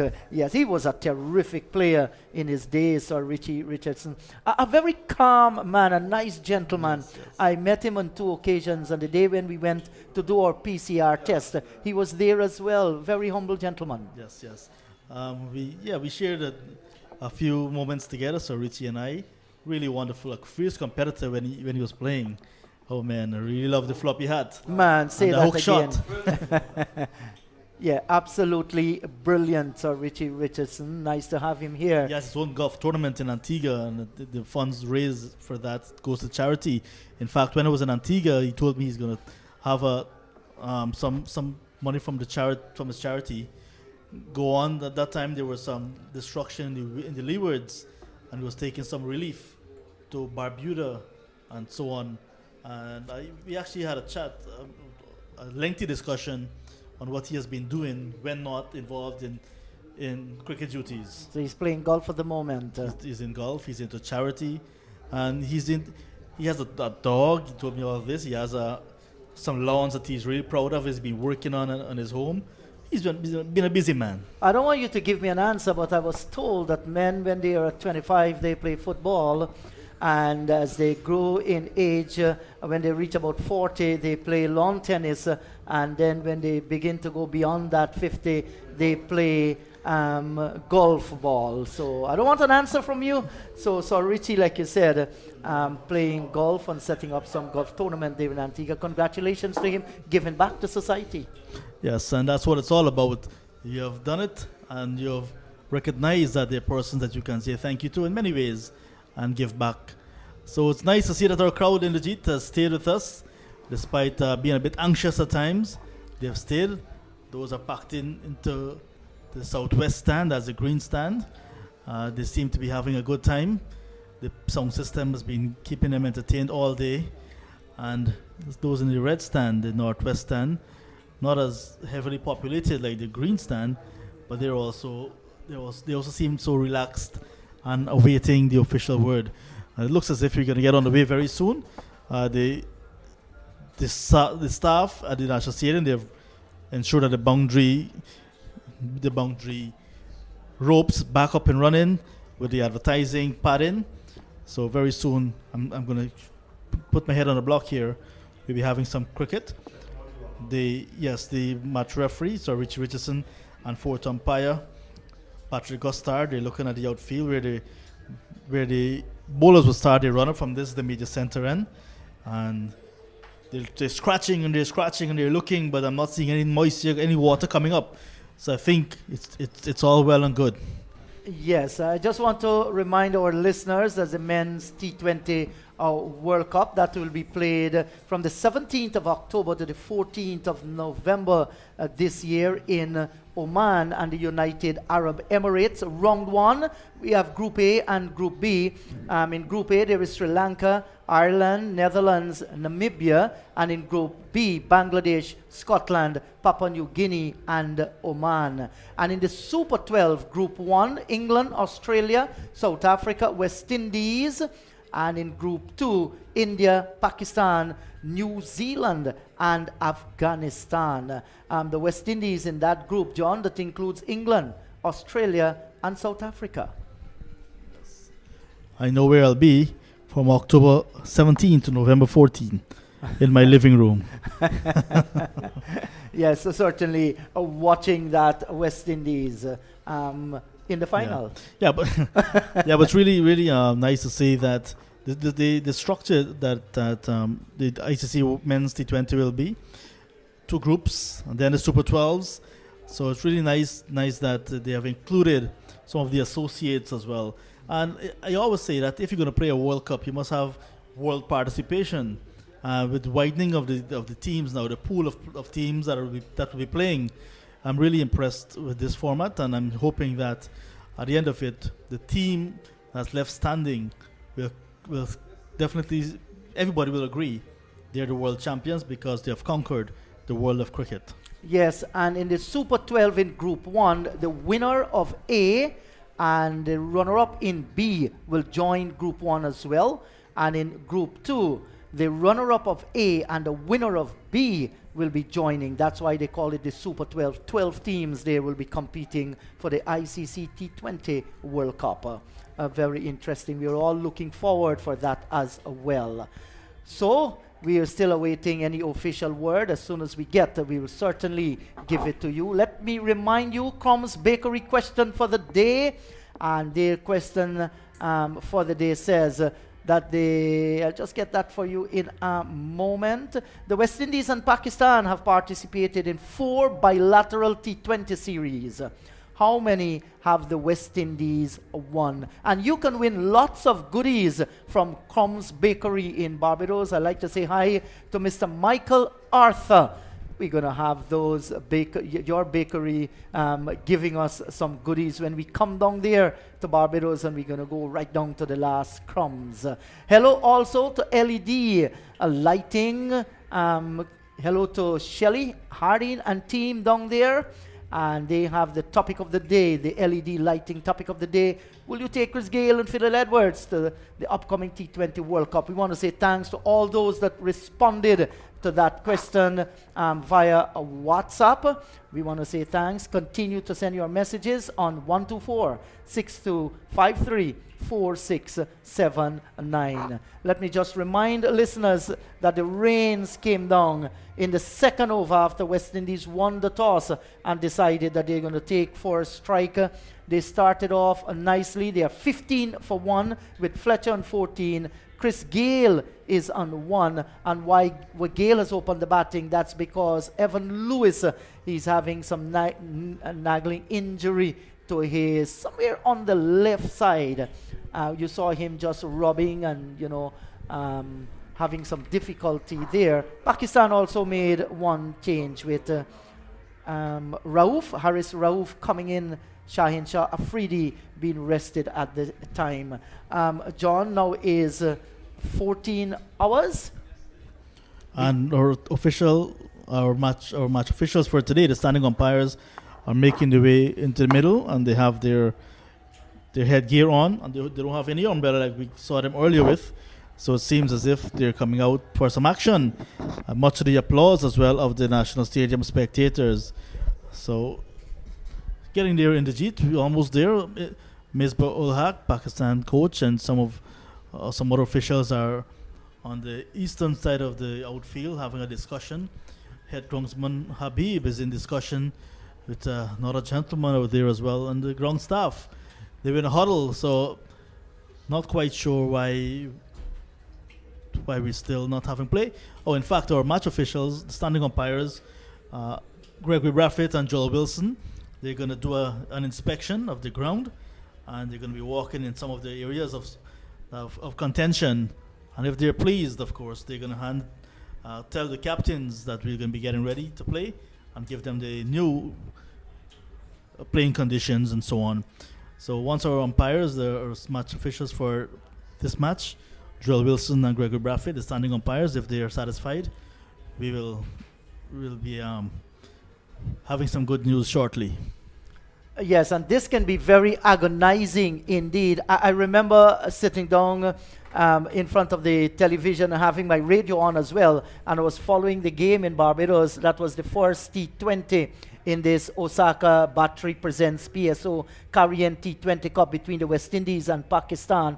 West Indies happened to bat right, I think it was 10 overs. They got to 85. 9 overs, they got to 85. And Pakistan did not have a chance to go challenge that 85. The match was abandoned, and that was because of rain. I only hope that for the spectators' sake we're out in the middle, and for the tournament's sake that we have some cricket here at the National Stadium. But I trust John, and he has always maintained this positive attitude that we're going to have some cricket here. Remember, the cut-off point for a 5 overs affair that constitute a T20 match is 22 minutes after the hour of 2 o'clock. We are at 2 minutes after 2, or closely there at the moment. That's what is happening at the moment. The ground staff, they're hand akimbo. The umpires are still having their inspection. They're walking on the pitch area. It's look a little bit on the dark side, and one can understand that. That was because of a lining that was placed there before, and then the big covers came on top of that. But just before that lining was placed, the sharp shower, there had to be some drizzle there, and one can only hope that the umpires are going to feel satisfied with that. They don't want to endanger any single player out in the middle. They want to ensure that everything is in place. So that is what they're inspecting at the moment, and they're going to make a decision, I guess, not long from now. And I reckon with the COVID-19 guidelines for coming into the ground, they're allowing 40% viewership with those that are fully vaccinated. And that's about, how much, 6,000 people at the ground. We do not have that by any stretch of the imagination. You're good at estimating, John? It's usually difficult to predict or to give an estimate because of the huge stands we have. But if you look at that green stand, perhaps one third, not even 1/3. It's a very small number in that stand. The capacity is 4,400. If you look at the 1/3, perhaps a 1,500, and the red stand, perhaps 1,000, and the rest of the ground another 1,000. So maybe that's about 3,500, 4,000 persons in the stands.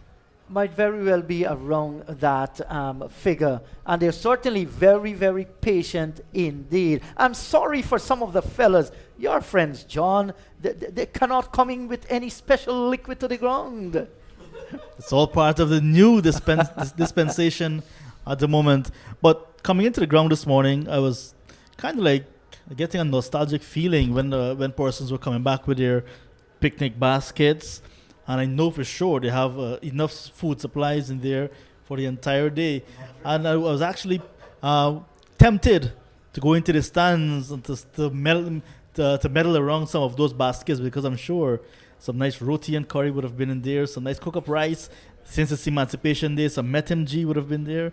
And I would have had a good time, perhaps maybe an even better time in the stands than in the commentary box, because there's no action at the moment. Yes, and we were actually invited to go to the green stand today. Our good friend Dr. Pradeep Balaram, he and his crew, they are down there. And you're right, today is Emancipation, so we can expect all the fufu, the metaji, and the cook-up and so on, and conky as well, to be down there. I felt very safe yesterday at cricket when I saw the number of doctors, medical officials that were in the stands enjoying the game. Even our medical officials, they need some time as well to just relax and to enjoy a good game of cricket, and they were certainly doing that yesterday. Yes, they did that today. COVID-19 wicked has battered so many lives across the world, and the West Indies inclusive as well. But we all can play our part, ensure that you continue to wear your mask, get your vaccines, ensure you get both of the doses once they're available to you wherever you are. Keep your social distance, listen, obey the protocols. It can very much save lives as well. The world did not prepare for this, but when it has come upon us, I think so many countries, they have done well to ensure that measures are in place. So umpire Joel Wilson and the other umpire, that's Gregory Braffett, they're having discussion with Pollard, Coach Babar Azam. There's also Phil Simmons there, and the Misbah Olak there as well. So it's a whole team deciding what is going to happen. I'm seeing some smiles on the face. I saw a wicked smile from Kieran Pollard there as he looked at Babar Azam. So the exchange is good, and that's good to see. Yeah, it's interesting, but I don't want to see a handshake at all in the cheat. I don't want to see Pollard and Babar Azam shaking hands at all. I just want to see the players come back onto the field, and they're shaking hands now. They're in the cheat, and that gives the indication that that's it. It's an abandoned game here at Providence. And Pakistan, with that 1-0 lead they have in this series, will go into Tuesday's game in a position where they will not lose the series, because even if West Indies win that game on Tuesday, it will be tied 1-1. And this is a disappointing position. The spectators have waited. You can see their faces very long at the moment. And I'm disappointed personally. I don't know about you, Indrajit. Yes, I'm quite disappointed, but this is the situation at the moment. The rains that came down here wasn't easy at all, and we were all concerned with so many players and the umpires from time to time going out on the pitch, tapping it. There must be some concern there. And then we saw Joel Wilson and Gregory Braffett. They went around the ground. They looked at some areas. They were putting their shoes down, and maybe, well, not maybe, that will send them clear signal of whether the pitch or the ground was ready for the cutoff point at 14 hours 22 this afternoon. Now I think they're going out to speak to the ground staff, and certainly John is saying with those shake hands, sometimes you feel shake hands can bring comfort and sometimes they can bring discomfort as well. We are yet to receive an official word as to what happened when the rains came. In the second over, the West Indies, they were going great guns. They were 15 without loss, especially Fletcher, who was on 14, and Gale was on 1. So we're just awaiting those official words. Let me remind you that the third match here in Guyana and the fourth of the series, that will be played on Tuesday coming, that's the 3rd of August, and it starts at 11 hours as well. All the matches at this stadium starts at 11 hours. So the next match here will be on Thursday, when West Indies and Pakistan will go against each other as well on Tuesday. That's right, on Tuesday, I beg your pardon. The match will be played on Tuesday. Tomorrow is a national holiday in Guyana. So the final match in this Osaka Batteries presents PSO Carient T20 Cup. So this has been judged a no result in the third T20 International between West Indies and Pakistan. So that's the news from the National Stadium, with the West Indies this morning winning the toss and deciding that they're going to take first strike. They started off with Fletcher and Gale opening the batting, and that was because Evan Lewis was out of the side because of an injury, and Russell came into the side.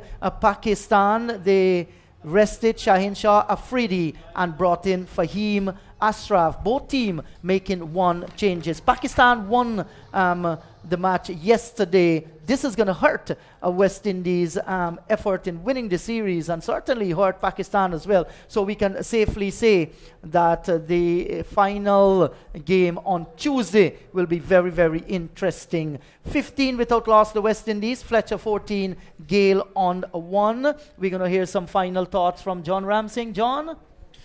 Indrajit and listeners, I'm very disappointed not to have a game here today at Providence. Cricket has returned to Guyana after a year and 7 months or thereabout. And now that we have an opportunity here of some live action at Providence, only the rains came and spoiled it. So it's very disappointing to note that has happened. But like you said earlier, safety first, and that's pretty much what it's all about. Our international athletes, our professionals and so on, do not risk anything just for, we would say, a little entertainment, but safety first, and they all take safety very importantly, our umpires and so on included. So they were not totally pleased, and perhaps were not prepared to have a 5 overs bash, and they made a decision to have better sense prevail. And in the end, like I said, Pakistan will go into the final game on Tuesday of the series, knowing that they will not lose the series, but they can either walk away with a win or a tied series. West Indies will have all to play for on Tuesday again. I was hoping today would have been the game that West Indies would have won to make the Tuesday game an interesting final.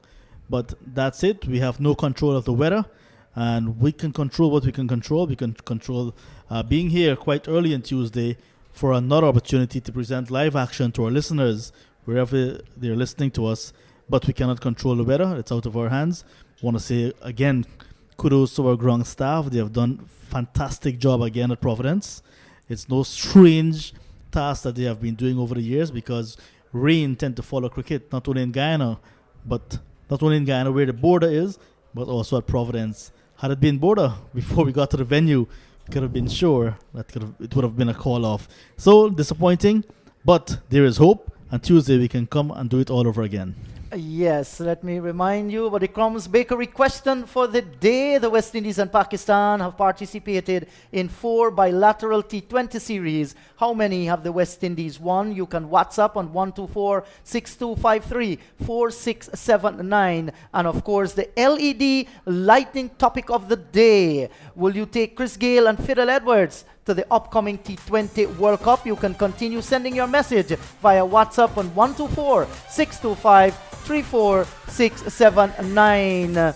So the match has been declared and no result here at the National Stadium at Providence. On behalf of the entire commentary team, we are asking you to join us on Tuesday coming at 11 hours Eastern Caribbean time and 10 hours Jamaica time for more ball-by-ball commentaries. You've just heard commentaries on the West Indies Pakistan series, a production of Vibes Radio, the champion station. Join us again for more on Middle Stop.